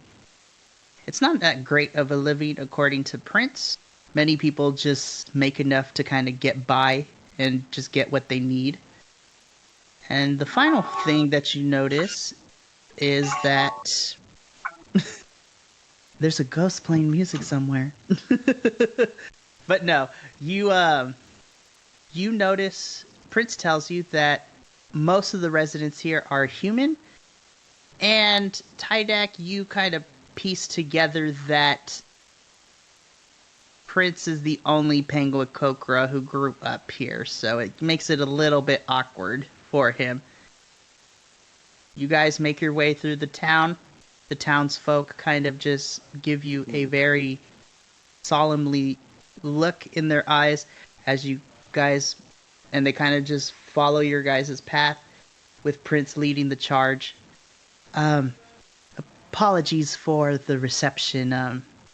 People kind of keep to themselves here, so apologies if things aren't as grandiose of our welcome as they were in Gundarlun. It seems like people do not even know we are coming. I don't think we expected a warm welcome from what we had heard. No. Yeah, as King Redak said, him and Jarl Frostgale, they kind of don't see eye to eye on a lot of things. And it makes their relationship a little bit difficult. Well, at least they're not throwing rotting fruit at us. That's a plus.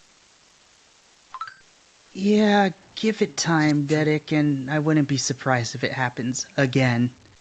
And Prince kind of just gets a little quiet and continues to walk towards the center of town. After a little bit, you guys find yourself in front of another kind of stone fortress at the center of town. But there is a stark difference between this one and Stonerice Keep back in Gundarlun. This one is definitely smaller due to the fact that it is in town instead of off to a cliffside. But this stone fortress, you could tell from it that it has years of wear and tear, and that it has seen and has experienced many things. You see lots of cracks alongside the outer layer of the wall. You can see that the minaret towers that are peeking through from the inside are kind of faded in color, and you could see that the upkeep for them is not there. It just looks very dilapidated, and that oppressive atmosphere that you felt coming into the town, you guys feel it amplified as you take in the sight of this fortress that has seen better days.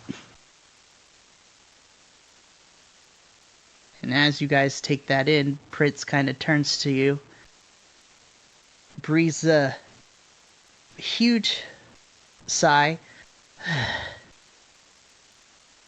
If you're ready, we can go meet Jarl Frostgale. But I do warn you, he is, how do I put this nicely? He is a bit of a hothead, and he doesn't take too kindly to adventurers, so just tread carefully. I'll do my best to keep you guys from getting on his bad side. Good to know we are walking into a hostile situation. Should be interesting. Indeed. Well, if you are ready, let us begin. And He was like rummaging for a pamphlet on Dagon already. oh, jeez. Okay. So, as you guys make your way inside, you guys, along with Prince and the guards, you guys are led into the center of the fortress. So, when you walk through the doors, it's a similar looking dining hall and feast hall that you guys were in at King Red Axe's fortress.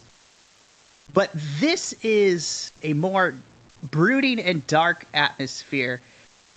There's cobwebs all over the place. It's very dusty. There's very few candles lit. And as you guys make your way into this feast hall, directly in front of you, you see a table that is full of very intimidating looking kind of warriors dressed in different furs with runic tattoos all over their arms and heads and any exposed body part. And at the head of said table is a kind of gruff looking individual, human male.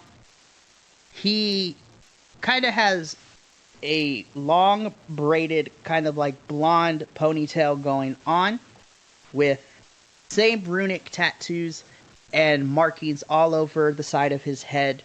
He is sitting on a wooden throne kind of decorated in all types of animals and monsters. And Prince kind of mutters underneath his breath for you guys and kind of whispers, "That is Jarl Frostgale. So remember, tread lightly." And Prince kind of steps forwards. "Jarl Frostgale, I am Prince Rhymewave from Gundarlun. King Red Axe has sent me along with these adventurers to investigate." Shut up!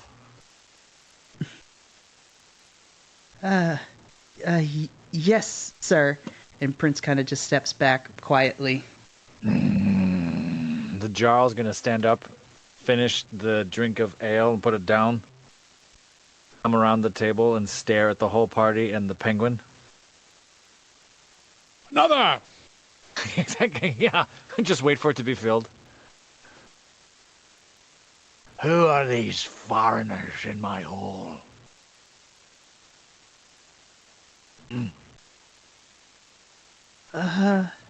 Prince kind of just meekly speaks up. "These are the adventurers that have taken on your request." My request.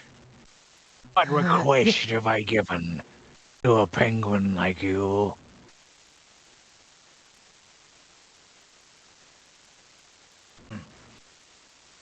I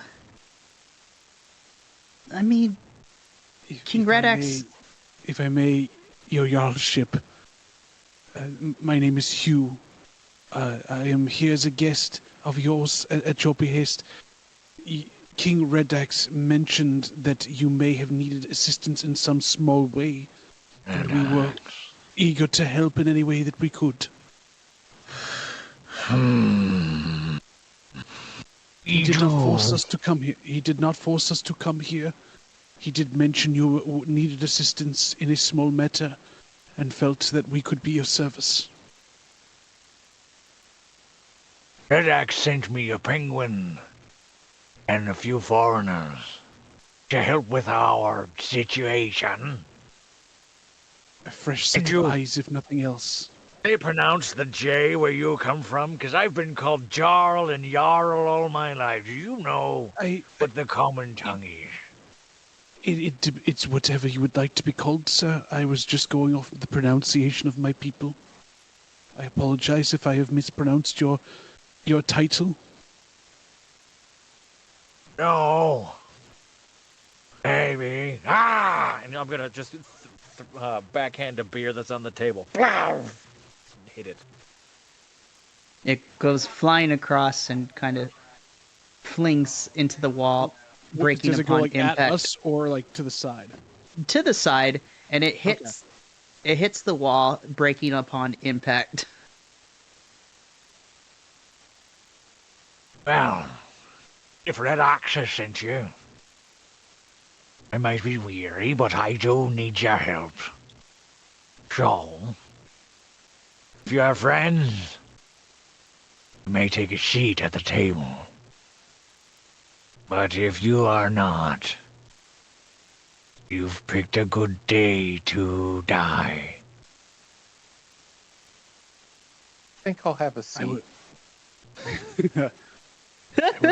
I will not speak for my other compatriots, but I also will take your generous offer of hospitality.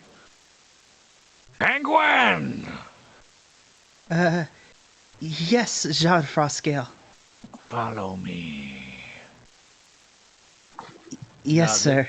So Jarl's gonna walk back to the top of the table and sit down, and then wait for the penguin to follow. Prince kind of just takes in a deep breath, and he cautiously walks up to Jar Frostgale. Slap, slap, slap, slap, slap, slap, slap. You know, all is silent, just Waddle, waddle, waddle, waddle, waddle. And so, is your name after- Fish Eater? no, sir. No. My- Your name is No. No, sir. My name is Prince. Prince. Prince. Ryan. Yes. Why do you disturb my dinner with comments from Red Axe?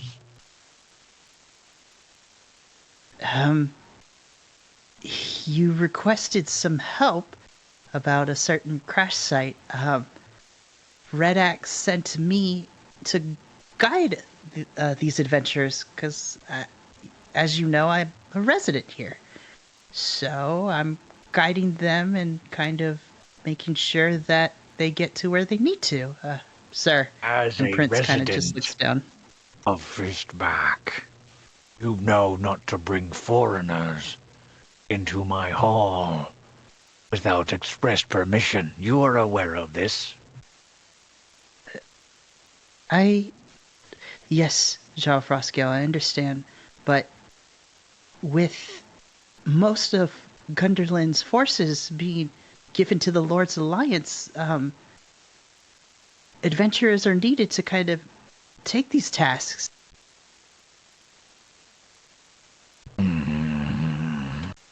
What does Red Axe say?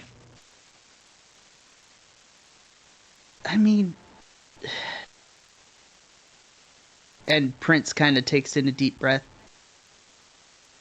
He is a strong supporter of the Lord's Alliance. He was happy to lend out forces from all over the island to aid. The Lord's Alliance. Where was the Alliance as our halls fell into disrepair?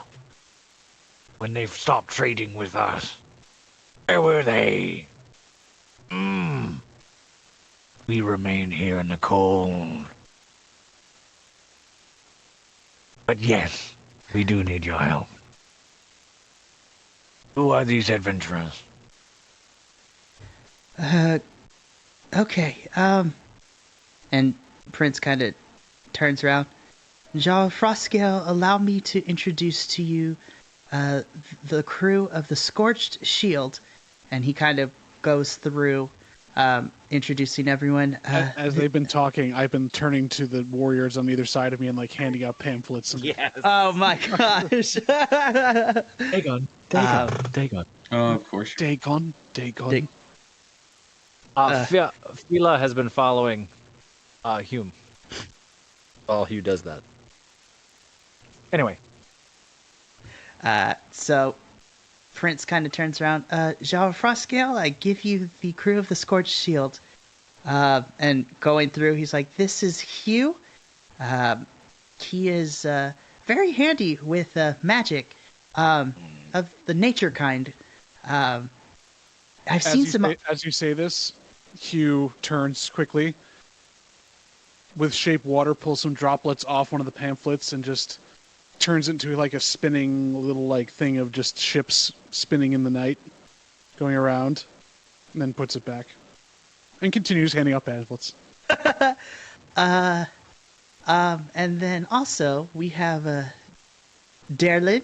He is I guess a man of the cloth, but he has some good fighting prowess, and of course he has some magic as well.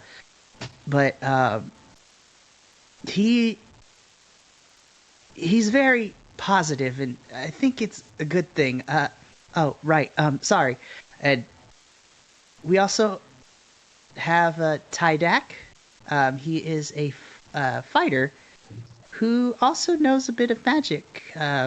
He's as tough as nails and very courageous. You can see that Prince is trying to hype up you guys to try to leave a good impression on Jarl Frostgale.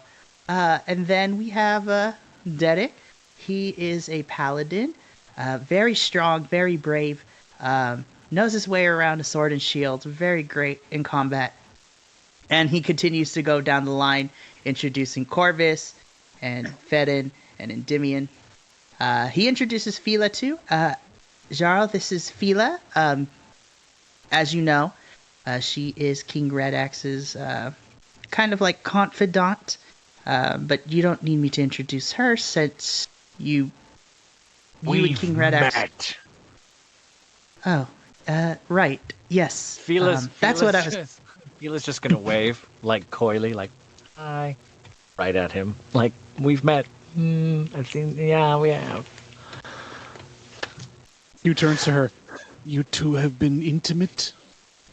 No, but we've met. Oh.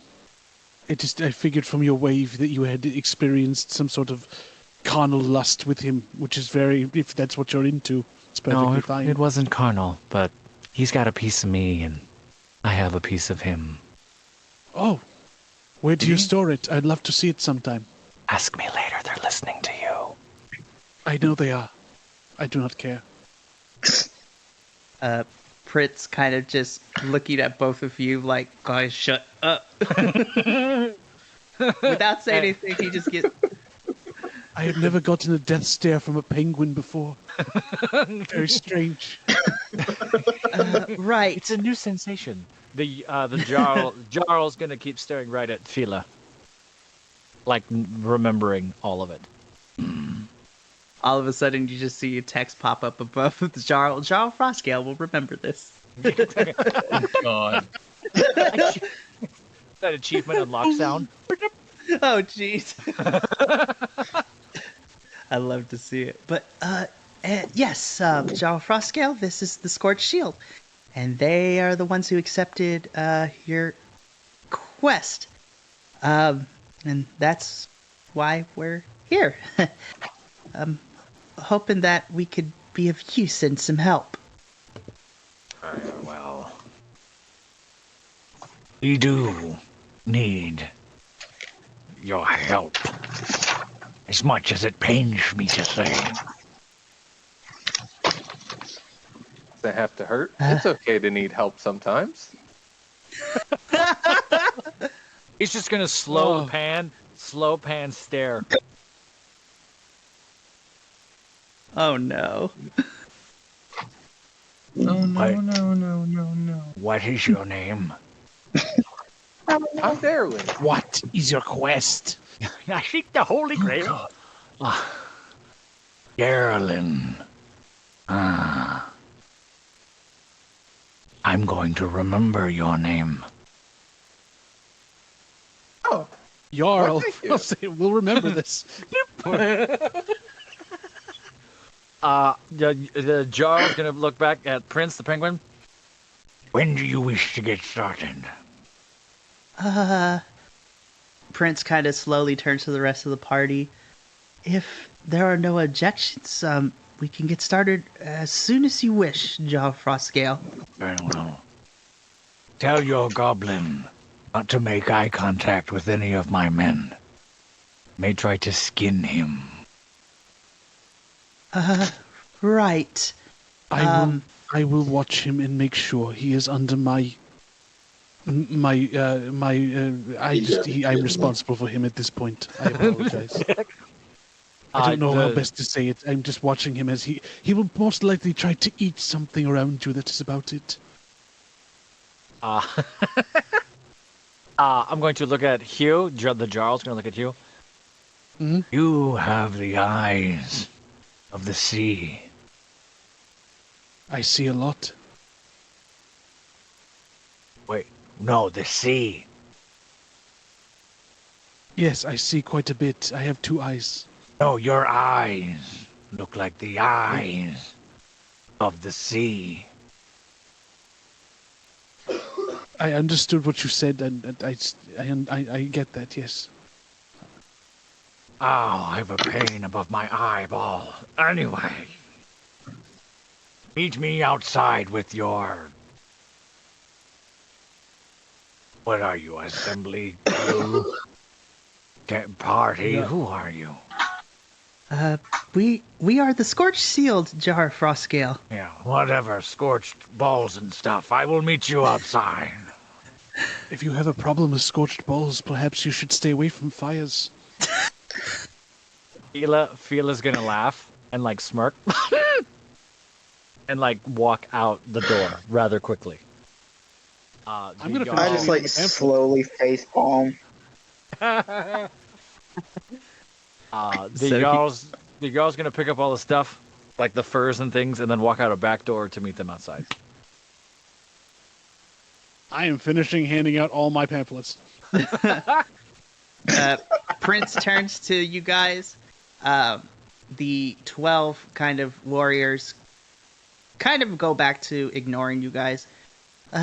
Right. Well, I apologize for the tenseness, but at least he has accepted our help, so if you're ready, let's go meet him outside.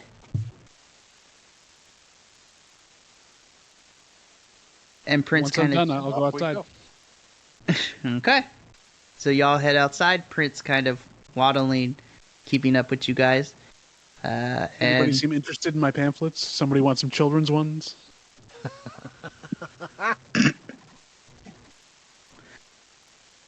you know, oddly enough, Hugh,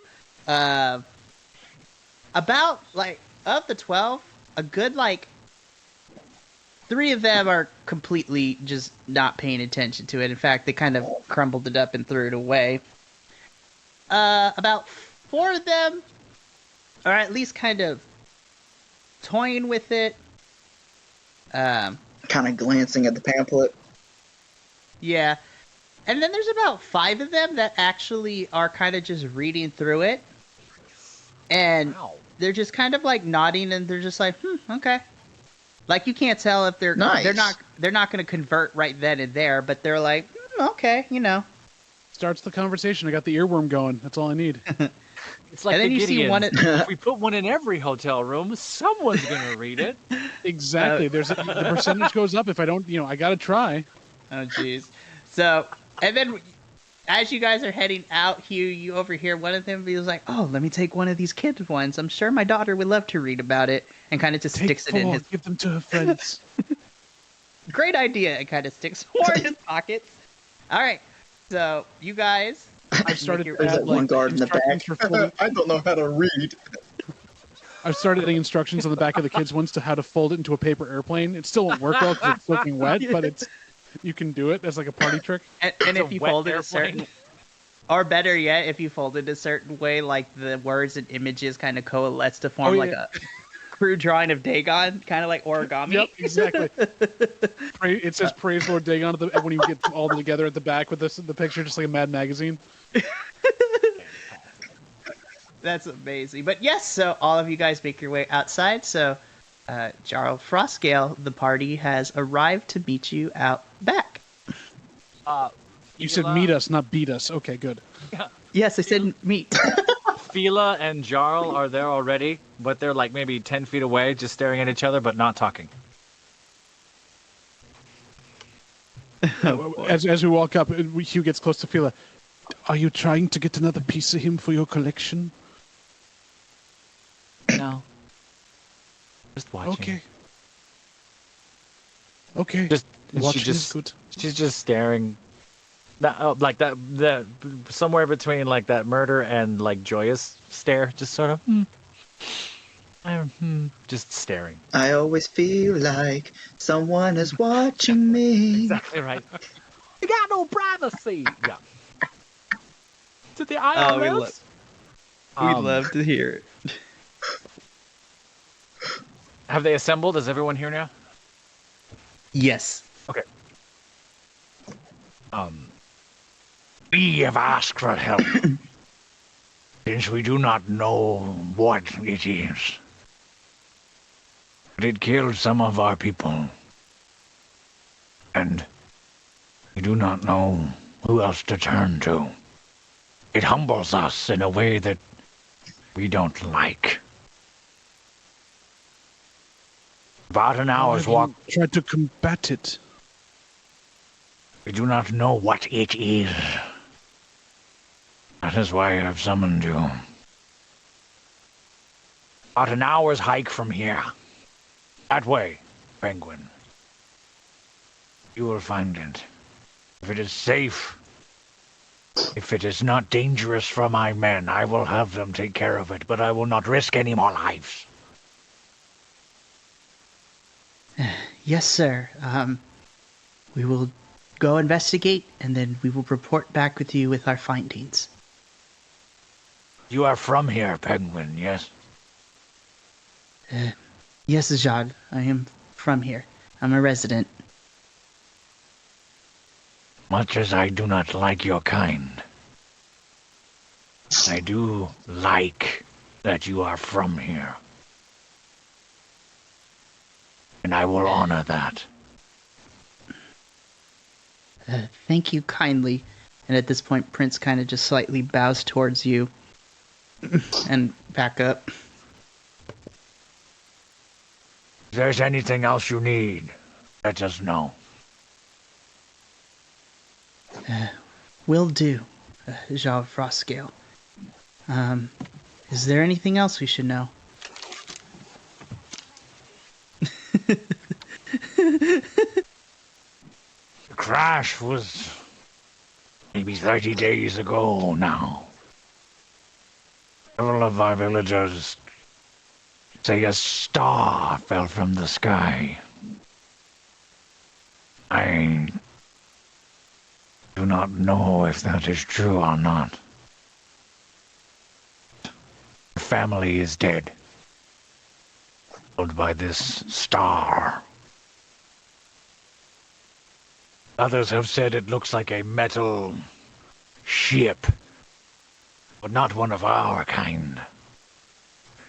I just need it removed. Investigated. I cannot risk any more of my people. It is beyond our care.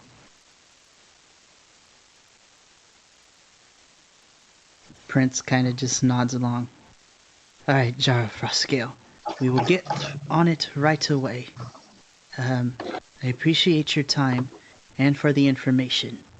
And Prince kind of bows once again. We will be on our way, and we will be back once we've completed our investigation. Okay. Right. And Prince bows once again, turns to you guys. Well then, it is about an hour away from here, so, let us be on our way then. I just gotta get some snacks. Just one moment, my friend. Good Jarl, may I have a quick word? Okay. I had noticed the state of your keep, and I just wanted to offer some assistance. For my home, we do have skilled craftsmen that should be able to at least repair most of your homes and your keep. If you so wish, I could try to get word to these craftsmen. Okay. I think he just offered to send you fairy cleaners to clean your keep. If you honestly feel they can make the journey and help us, I am old now. I cannot do it myself. They do not rally to me anymore. But, as it pains me to say, we will take whatever help we can get. I know these craftsmen personally, my Jarl, and they will do everything in their power to lend you aid. You have my word. What is your name? I am Darek Valgard, Paladin of the Order of the Cross and Shield. Cross and Shield. I've heard of your kind. All right, Paladin. We will discuss this further upon your return. Of course, my Jarl. And saying this, I kind of bring my hand up to my chest and kind of nod my head down as a modest salute/bow. The Jarl's not used to such customs, so the Jarl sort of makes it up.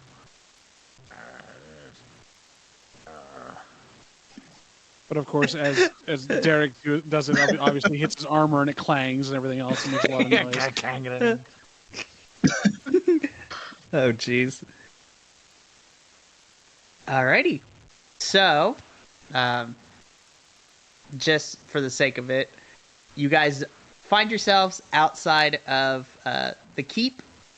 And as you guys kind of make your way a little bit of distance away from the fortress, Prince kind of just falls to his little knees. It's like, oh my goodness. Penguins have knees? Just roll little tiny knees. I mean, Here, I'm concerned about saying, are you right, my friend? And he just... Pick up knees? oh my gosh, I love it. Just picture Prince like, I have knees. I have knees. I'm a real boy. I'm a real boy. A whole new world. Oh jeez. Oh no. Wrong film. A lot faster. I have No, I was knees jumping. now. Prince kind of just lets out a big sigh. That was a lot scarier than I thought it was. I knew that was going to be tense, but jeez. I'm just happy we made. There's a gonna poor old walk up guy who and needs help with his village. Yeah, Fila's gonna walk up and slap Prince kind of on the butt and just say, "You're afraid of that guy? You're afraid of that guy? You're afraid of that guy? Yes. Really? Hi." Yeah. I mean, he's just so intimidating, and Oh, God. And Fila's just gonna keep right on walking. Seemed quite lovely. if only you knew, Hugh. If only you knew. And Prince stands back up. Let's get going, and kind of just starts walking. It's about an hour, so let's get to it. And so Prince begins to lead the charge, waddling. I have knees. That's going to be his battle cry. I have knees! I'm debating if that should be the episode title. I have knees. A penguin as we're finds walking- his knees. As we're walking, Morgan Freeman's voice comes in, and that's the day that our penguin friends found out he had So knees. Oh no! Yeah, knees. It's so good. Notice the one in the back that's running. That's the penguin. His knees. Oh jeez. Alrighty. So you Will they reach their destination before the winter sets in? oh jeez. I mean, it is kind of chilly, but you guys are fine.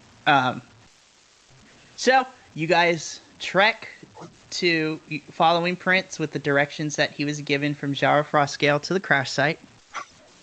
So you guys make your way to the crash site, and The government says it's just weather balloons. Perfect. It's already been cleaned up. Nothing to see here, just a weather balloon. it's like you two. Oddly enough, you see two like men in black suits.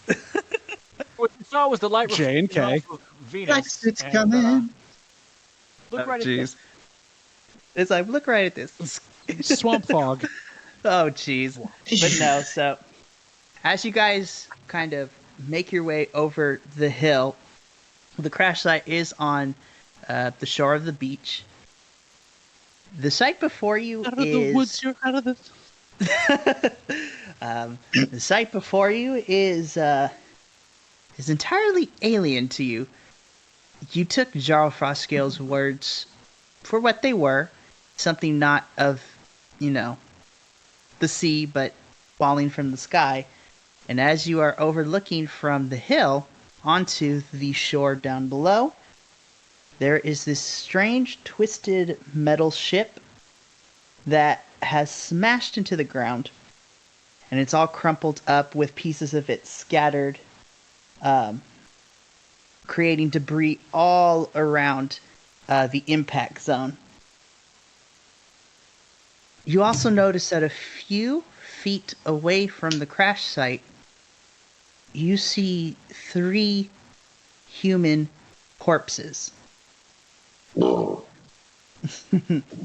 So, as Do we you are recognize looking, anything at all, like the type of metal? Can we kind of understand, like, is it like the color of it? Do we understand it, or do we know kind of anything about it? Does it look completely alien to anything we've ever seen? you know what? For those of you who want, please make me either a history or arcana check for me, please. So anyone who wishes to kind of figure it out Okay. can do so. 15 on a history check. Well, that was horrible. I rolled 6. Oh no. Okay. Anyone else want to take a stab at Can I it? check to see if it was just problematic? And history. Okay. What was that, Dedek?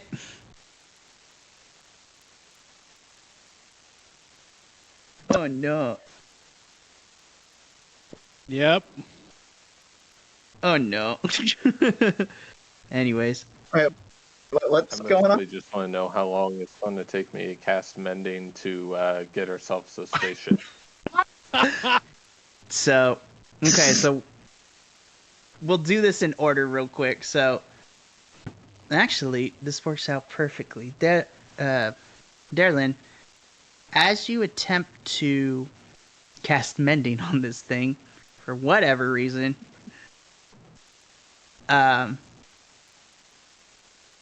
your magic doesn't work. In fact, you feel, as you're casting your magic,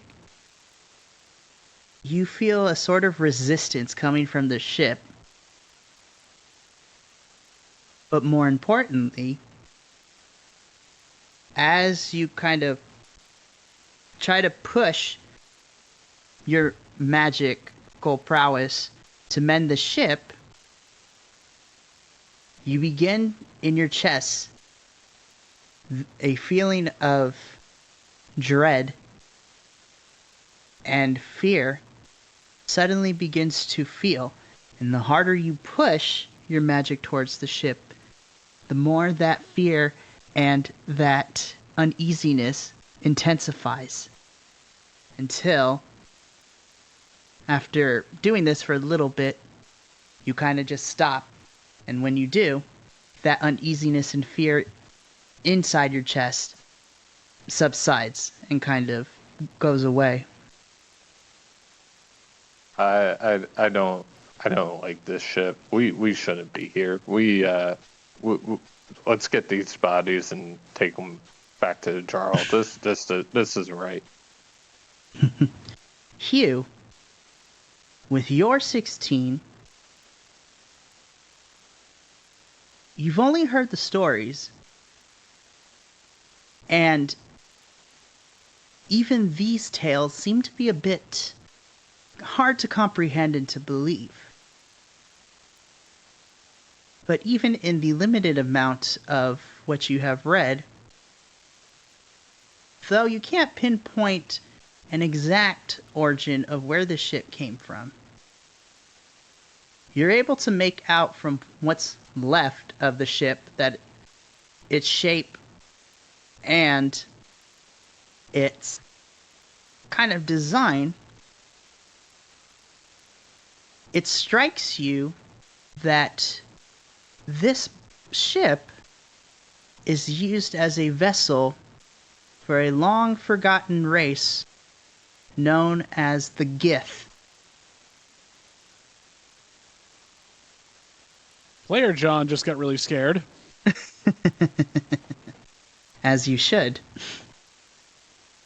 I might be with Gundarlun on this one. If we are looking at what I think we are looking at, our minds are not our own. This could be very bad. Let's go in deeper. Okay. So, with that, you guys make your way down to shore. As you get closer to the ship, you also get closer to the corpses. Anyone who is investigating said corpses, please roll me Actually, as you get to the corpses, immediately you see that they're drained of color and that they're stiff as a board.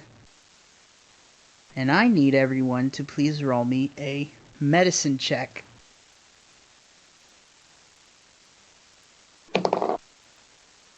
$14.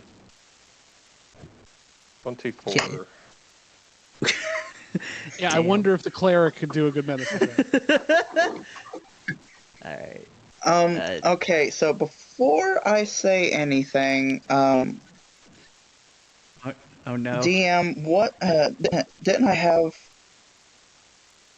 some sort of skill in medicine, or is that just like a straight D20 thing?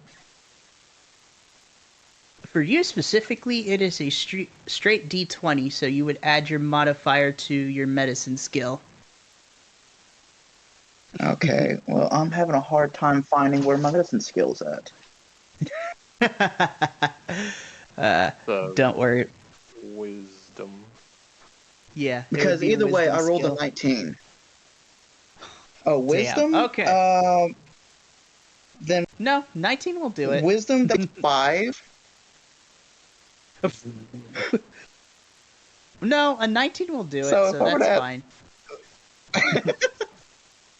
A 19's My fine, first don't worry good about roll. it.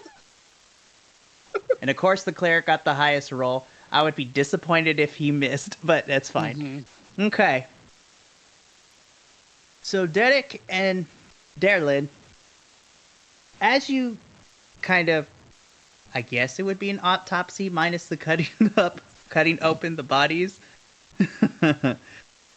Both of you notice that Alien autopsy. an alien autopsy. Yeah. But no.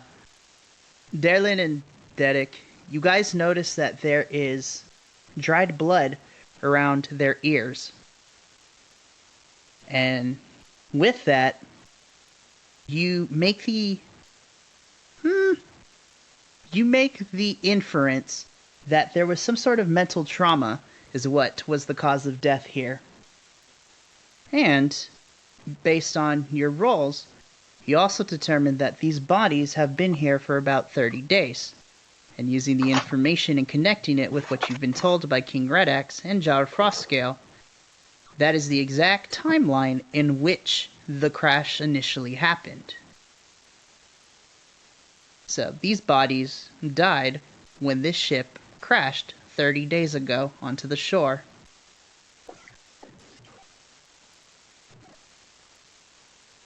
And This they're is laid a little annoying. out in like a line. kind of more as a result. They're kind of like, I don't want to say they're so far apart, but the assumption can be made that when the ship crashed, parts of the ship as well as the impact kind of pushed them from a distance due to the impact zone. They're relatively close to each other, but it's more of a... It's not on purpose. It's kind of the result of what happened. Is there like any like shards of metal or shrapnel or rocks or anything that got impaled to them, or is it just whenever this thing crashed, it just flung them back? I mean, there's a couple of, bruises and a couple of cuts as what would happen if shrapnel were to explode in a thing. But from your medicine check, there's nothing that impaled them to kill them. And based on what you have gathered so far, seems that the cause of death was some sort of mental trauma, as there's dried blood from their ears. Is there anything around the bodies? Well, first of all, something else? So, Hugh, roll me an investigation check, please. 14. Okay. So, around the bodies, it's the typical stuff that you... Even though the ship is very alien, it makes sense that pieces of it would be kind of strung about. These 3 bodies are victims of this crash. There's pieces of the ship all over the place. However, from the ship, you start to smell the air around you. And you begin to kind of get a whiff of some very foul-smelling vapors coming from the wreckage. And as you kind of are taking this in, you also hear something kind of spraying off these vapors, kind of similar to the sound of a snake when it is angry and it hisses. So a very hissing sound coming from the ship.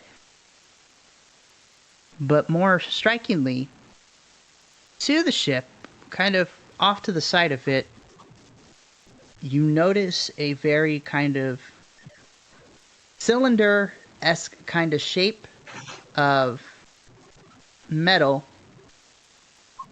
And based on its design and the way that it looks, it is a kind of silver metal version of what a kraken tentacle would look like, just in metal form.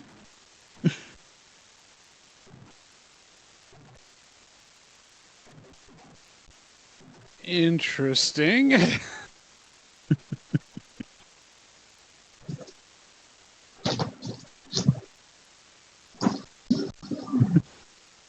All right. Yeah. Hugh, Tydak, Derwick, we investigated. We found some dead bodies. There's this creepy tentacle. This.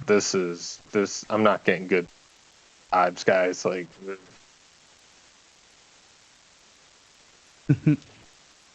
As you say that, Darlin. I got a bad feeling about this.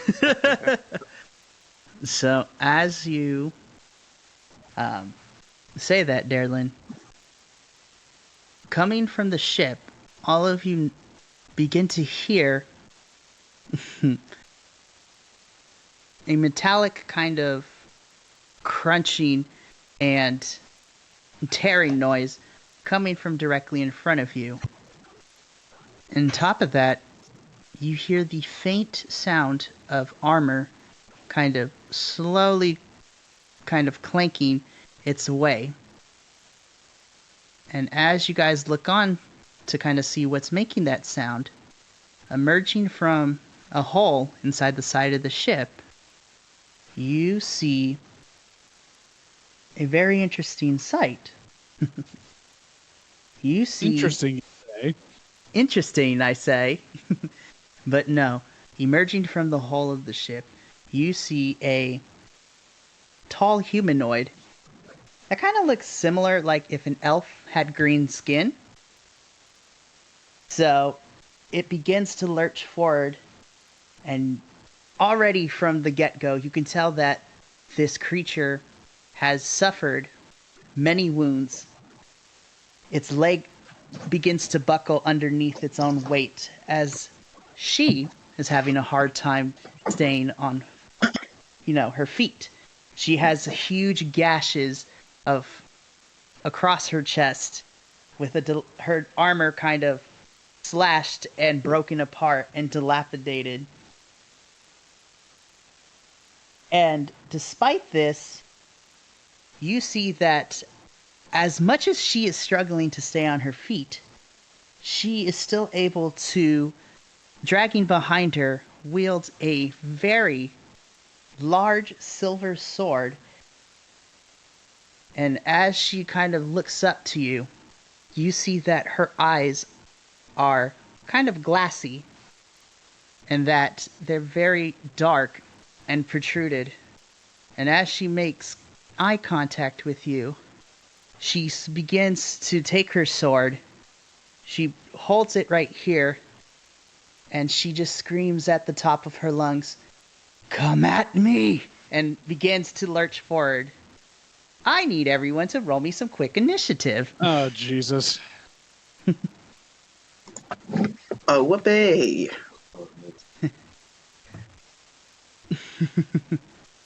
You need me to roll Fila, Mikey? Yes, if you would be so kind. Laminated with like butter layers, but yeah, I hear. Alrighty, let me grab a pencil real Well quick. then.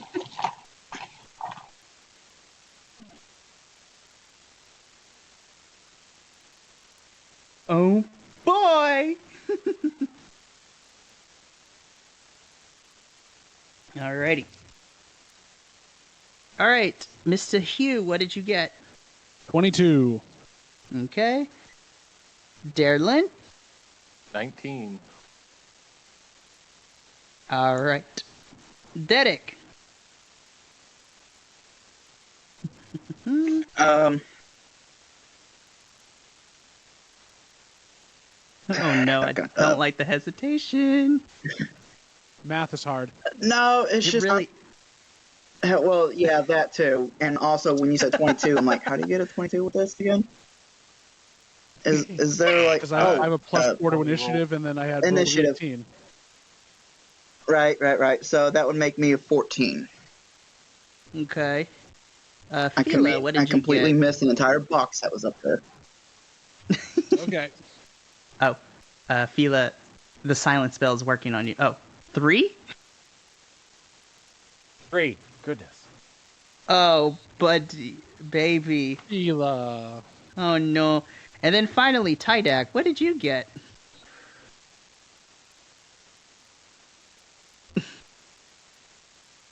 I'm just... Yo, You're Jace, muted. You're muted, bud. Oh no, did he freeze again? Did he fall asleep? No. Somebody apparently cast silence on him. Or petrify. Oh no, not petrified, Yeah. bro. I'm getting flashbacks from the last campaign. Don't remind me. I hate it so much. All right, let's see. I will just say until I get an answer back, we'll just put them at the bottom of the order. Hey, would you look at that? It's actually in order now. Okay, that's not terrible. So, okay, Hugh, you are up first. So I look at her, and is she charging or just kind of lurching toward us? I mean, she's charging as best as she can. You could tell that her injuries are kind of affecting her a little bit. But despite that, she's still holding her sword and kind of limbering, but still coming after you guys. As she is, Hugh looks inside of himself and goes, "Feel the heat within you burn." And he casts heat metal on her armor. Yo, okay. The armor she's wearing. So let me just read this here because this is huge. One might say it's Hugh. It is. So there is no save on this, it looks like, which is nice. Hold on. I think it's 2d8. Yeah, it is 2d8 fire damage right now. See here. Yep. So that is... It's not my d8. Oh no, Jumanji. So that is 12 points of fire damage. Uh-huh. And her chest plate armor here is so hot that she needs to get it off. Basically, if a creature holding or wearing the object takes damage from it, the creature must succeed a Constitution saving throw or drop the object if it can. If it doesn't drop the object, it has disadvantage in attack rolls and ability checks until the start of the next turn. Can it drop the Can she drop the armor? You know what? I will. She's wearing it. I don't think she can drop it. It takes her time to get it off of it. That's why I cast it on the armor. So now she has to make a con save. Oh boy. All right, Constitution saving throw, because even as torn and dilapidated as it is, it's still hanging on to her. Right. Is it 10 minutes or an hour to don and doff armor? Depends how heavy the armor is. That is true. It's not as heavy as you think it is, and it doesn't matter anyways, because a 3 plus a 2 is a 5. Yeah, you're not beating that, so there you go. So she's going to have disadvantage on all of her attack rolls, ability checks until the start of my next turn, and then if I choose to do damage with it again, we have to do another one like that as well. Okay. And he was going to back up from wherever she is and try to get away a bit. Jeez Louise. Alrighty. I saw this spell when we leveled up. I'm like, I have to take this spell because it is so bastardly good for something that people don't think about. Okay. Alrighty. So, that ends your turn. So, Darlin, you are up. Yeah, we're going to go with hold person. She's on fire and she holds person. Love to see it. Alright. What's the save? Wisdom 14. Oof, here we go. Oh, it does barely 13, so that doesn't make it. Awesome. So she is now paralyzed. She's on fire. She's paralyzed and on fire. Oh my goodness. You know what? I have to ask, just because I need flavor text, what does Darlin's hold person look like? Do you have a moment to talk about all of my lords and saviors? Oh my gosh. You wave one of the pamphlets around. Yes. And that activates some magic. Oh my gosh. I love it. Okay, so she is paralyzed and she's on fire. We love to see it. Okay. I mean, it's her turn, but so with hold person, can she make a roll to try to get out of it, or is it just kind of she's stuck there? Yeah, so she makes the same wisdom saving throw. Which she also has disadvantage on. Yep, because she is being a baked potato right now. Disadvantage. Oh, that would have been nice. That was a natural 20. Okay, still not terrible. 17. 17 does pass. Okay, so she kind of hearing after you mentioned, do you want to hear about all my lords and saviors? Kind of spiel. For a moment, she is paralyzed, but then quickly kind of shakes it off and just stunned by the audacity. By the audacity. And she just continues to look at you guys, to look at the party with a milky glass stare in her eyes. Now, correct me if I'm wrong. I think she still has her action, even if she ended the save, or is that it? Because that's something that I'm still not quite sure of. Save. Let me. I think that's the end of her turn, but I'm not sure. Okay. That's what I figured. But yes, if it says uses their action to be free, then yeah. Okay, then that's the end of her turn. At the end of each of its turns, the target can make another wisdom saving throw. On a success, a spell ends on the target. So yeah, it would be at the end of their turn. Yeah. And okay. All right. For the sake of it, I will say because she was on fire and she was frozen, technically it would be the end of her turn. So she's no longer hold person, but that is it for her. Alrighty. Dedic, you are up. What would you like to do, my paladin? It's so fun to say. So this opponent is what, paralyzed and on fire? You said? Well, she's no longer paralyzed because she got rid of hold person, but technically she's still on fire. I mean, she's not technically on fire, but her armor is glowing red, white, red, and like burning into her. Okay. Like fire damage. Oh crap.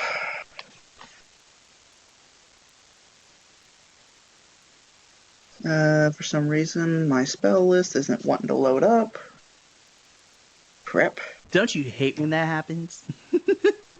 Yeah, because I know I've got something that could be of use, but it won't load up. Hold and up, I got your back. Big sad. Why do you have to live so in the boonies, bro? we need to do something about your internet. Because the universe is cruel. Wow, that's so much sadder Okay, than you I know, thought just it was for going to be. You know what, for the sake of timing and everything. Okay. How far am I from the enemy right now?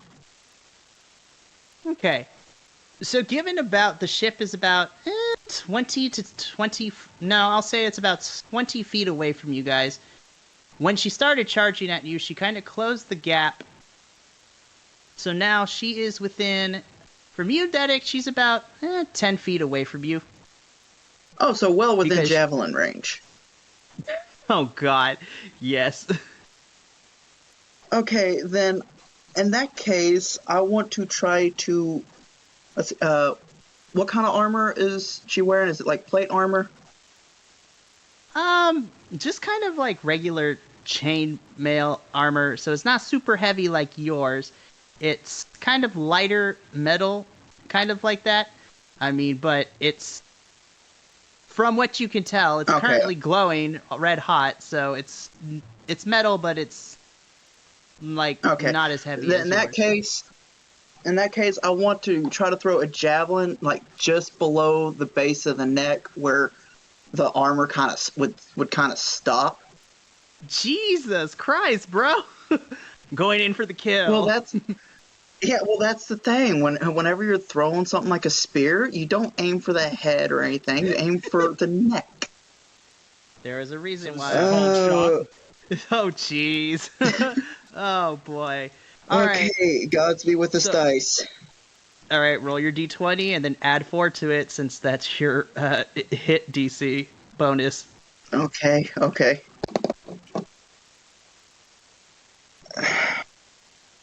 Wait. I already forgot. What was my bonus? +4. Not like it's gonna matter. What'd you get? Okay, then that's... It was terrible. What'd you get? It's a measly little... In total, it was just a 6. Aw, dude! What did you roll on your d20? You rolled a 2. You rolled a 2, didn't you? Oh, buddy. Oh, no. I've never had luck with javelins. It's fine. So, Dedic, as you throw, or attempt to, I slip in the rocks, that throws me off. You slip on a piece of the ship, and it kind of just changes the trajectory and completely just whiffs past this woman. So, oh, buddy, I'm sorry, but that is unfortunately the end of your turn. Fila, it is your move, my fair lady. So I have none of the stats on Fila because I'm an NPC. Don't worry. So Don't worry, you make up I'll what guide you want. How far away am I? So, with Dedek missing the javelin throw, and Okay. kind of like Horrible. she's kind of still charging at you guys. I will say she's about, give or take, still about 10 feet away from you personally. Okay. 10 feet away, and I have a rapier, right? Yes, you also have a dagger. I do? Yeah. I have a dagger? Great. I'm going to pull that dagger and throw it at this alien thing's face. Okay, so you are going to roll a d20, and you are going to add 3 to it. 14 plus 3 is 17? Yep, that definitely hits. Yeah! So, let me just look it up because while it is a dagger, Fila has. I fine tuned it just for her. All right. Good. Very good to know. Yeah. You have a dagger. Throw it! Throw it! It's your special dagger. Okay. It's a special dagger. Special. Okay, Special. Ornamental. so here's what I want you to do, John. Okay. So first, please roll me a d4. So that's the base damage. Your base damage. Roll a d4. Ah, 1. Sucks. Okay. So, Fila, you successfully kind of, in quick succession, take your dagger and kind of flick it towards this charging green elf-like woman who's coming after you guys. So upon impact, the dagger does hit its target, but as the dagger kind of just sits there in the chest, Fila you kind of just close your eyes, you take in a deep breath, and as you open your eyes again, you mutter something. In fact, you mutter something that is inaudible. It is not a language that any of you guys have heard before. And the moment she says this word, the dagger begins to vibrate. Oh, no. And so, the dagger begins to vibrate, and the best way to describe it is like what would happen if an EMP exploded. So, please roll me 2d6 worth of damage. And this is going to be force. Oh, where are you, D6? There you are. D6? No. Don't you love it when you create your NPCs? What the hell's a D6? Where's the D6? That's the most common dice we have. No, bro. I know, all my dice are... Roll 2, yeah? Yeah, roll 2. 2. 7, total. How would you like to do this? I get to call it? Yeah, describe so- her demise. An EMP that goes off? It's kind of like similar to that because it's going to be Okay. some force damage. So the quick draw grabs the dagger, dagger's thrown, sort of hits like right in here, chesty-ish, boom, has that moment to freeze, does that vibrate thing. Fila says awkward gibberish into her hands, and it just sort of spins a little bit and does that full matrix, bright white, like bright EMP style. We see a shadow, what used to be there, and then just the disintegration of body parts. Not the metal, just the skin and bone and everything just goes. Psst. Oh, jeez. Yeah, so with that, this green skin elf looking woman is now in multiple pieces, and now the stain of The sand has now been stayed with a freshly new coat of paint of crimson. And at this I could have point, done that too. My javelin had hit. and at that point, Fila, your dagger kind of comes back, kind of like slings back to you, and you just catch it, clean it off, and put it away. Cool. And I put it away. Okay, that my javelin couldn't have done. Takes training, friend.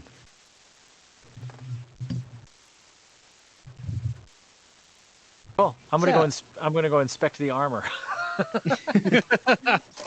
So, as you begin to approach the newly deceased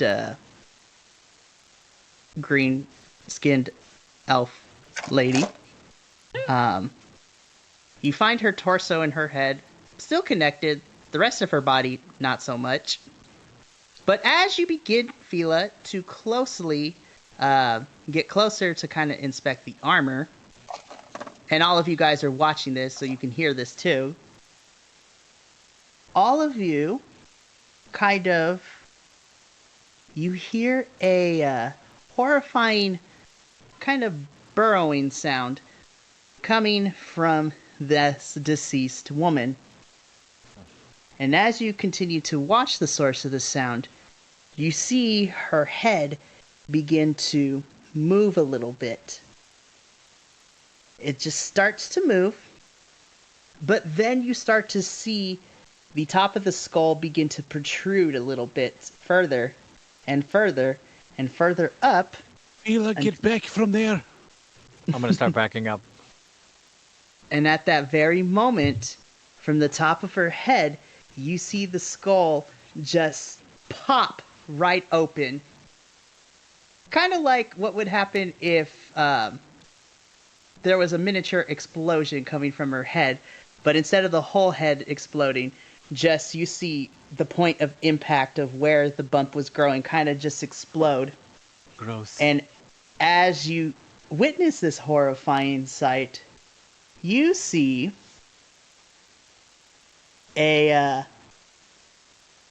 funny enough, you see a brain with some feet kind of attached to it, and it begins to make its way out of the skull of this deceased woman, and then it begins to kind of just start to run away off in the distance.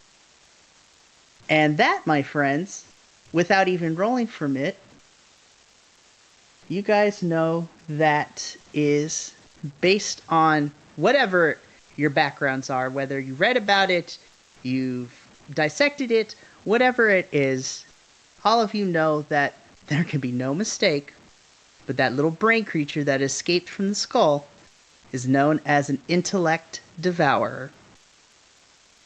And with that, we will end the session there for tonight.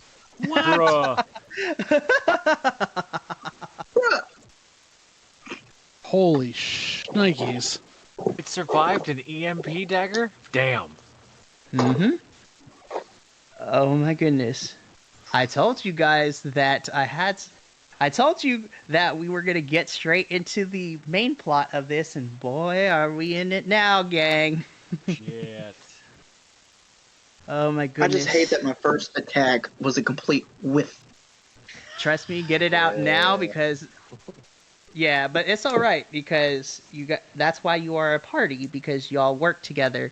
And just get it out of the way now because it's no surprise that as this continues, I'm gonna be throwing harder and harder challenges at you guys. So get it out of the way now. Yeah. But oh jeez. But Well, at least I didn't stab myself in the foot with the javelin this time. Like happened in the last campaign I tried.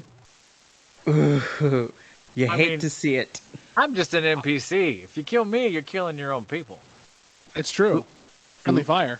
And now, but I yes, I am so happy that heat metal worked as well as I thought it would. it is That sounds. Yeah, that was intense. pretty cool. That was It's a that badass was spell. very, it very is clever. Such a great spell. I'm And just like, I've been in too many campaigns where people are like, oh, I cast it on their sword. Like, you want them to drop their sword. That makes sense. But I was reading up on it. I was talking to people. I'm like, no, cast it on their armor. They can't drop their armor they continuously get hit with this damage every time unless they try to take it off. It's brilliant. Like it doesn't stop them from moving, but it kicks their ass. You need to cast it on like their pants. Yeah. Or like something very specific, like the No más chainmail. pantalones. Just be like, There was a great one where someone used it on a either an automaton or a warforge, and they cast it on their chest. So they had to like take pieces of themselves off that was burning. It was great. that's pretty sweet. Oh my goodness. But with that, ladies and gentlemen, that concludes this episode of Call of the Deep. So really quickly, let's go around once again, tell the peoples who you are and anything that you want to plug. So once again, starting with JVL. Oh, thank you for listening to us this evening. It's so many things to plug, so many good things. But thank you to Mikey for a fun event here thing. Mikey and I are doing a podcast together on wrestling, where the two of us get to commiserate over our love of something that really we should be hating for quite a bit there. But it's the Biconics podcast, hopefully coming out soon once we can take some time to record and get stuff done. I also can be found online at the JV Lexicon or negative H13. And I also am on another podcast called Improvised Weapons, where a bunch of nerdy improvisers learn to play and have fun playing D&D. It's such a great... Go listen to it. It's been a fun ride so far. But yes. All right. Next up on our amazing cast for tonight is Professor Crossway. Oh, I'm still a professor. That's good. I'm on the TikTok. The professor. I'm on the TikTok. If you want to really look me up, John CROSTHWAITE. I have a really long ass last name. I'm on a kids show called Go Go Corey Carson, which is on Netflix, which is doing really, really well. If anyone wants to jump on there and check that out. But yeah, other than that, just, I'm just nothing too special to plug. But thank you again for having me, and this is a blast, and I look forward to doing more. Oh, I can't wait for you to come back. You are such a joy to have.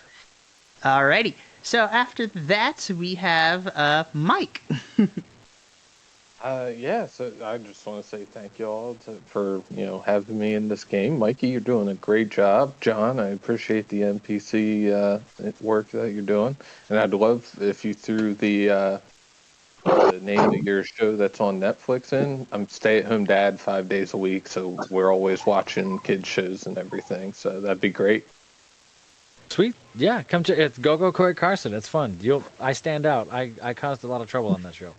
Couldn't use all of it. Should. They put me in the booth with a bunch of improvisers, and they were like, "This is great. We can't use any of it." It's like, "Oh, I'm sorry, but hey, it's fun. Okay." Oh no, but yes. All right, so kind of jumping the gun a little bit, we have our newest player, Dedic. Josh, go ahead and talk to the peoples. Hey guys, once again, my name is Josh. I go by MG Preacher on TikTok. I am nothing special compared to these psychotic chaps that I am quickly learning to love. But I just want to give another big shout out to our awesome DM for inviting me into this, because I had been wanting to get into D&D for so long, and now that I'm actually getting a chance to, it's a lot of fun. So I'm happy to have you guys that appalling javelin. but yeah, I don't do anything special with my life other than just meandering around on TikTok and everything. So if you want, just look me up on TikTok, give me a follow. I will see you guys in the next session. All right. And then for me, we also had the amazing pleasure of having JC Vanguard. Jace be a part of this. You can look him up at JC Vanguard on the TikTok. You can also catch him in the future, which I will explain in a little bit, with some upcoming projects. And then to kind of close it out for tonight, my name is Mikey, a.k.a. Pop Culture Geek, across all the social media platforms. A.k.a. Dungeon Master Daddy. That's for after hours. Don't tell them that. But you could find me, as sorry. John mentioned, you could find me on the wrestling podcast me and him have. If you think I'm optimistic now, come check out the podcast because I have some feelings about my wrestling. But as I mentioned before, you can catch almost pretty much all the players that you heard tonight in some upcoming projects that I have going on beginning in December. I am running, I don't know why I did this to myself, but I'm running 4 actual play podcasts. So Worldwide Wrestling, City of Mist, Deadlands Noir, and of course, Legend of the Five Rings. So I will be having pretty much all these players come back and be playing different characters in those systems. So stay tuned for that in the future. But until next time, this has been Call of the Deep. Make sure to take care of one another, love each other, and until next time, may the rolls be epic. So, good night, guys. This has been the Call of the Deep podcast. To support us, please subscribe on iTunes, Spotify, or wherever you download your auditory escapism in podcast form. And, while you're there, leave us a 5-star review. Even our intrepid characters are no match for the insidious algorithm, especially without your ability to cast aid on our stats. The music in this episode was Prepare for War by Alexander Nakarado. You can find all his music at serpentsoundstudios.com. Tune in next time for more hijinks from the darkest depths of the sea on the Call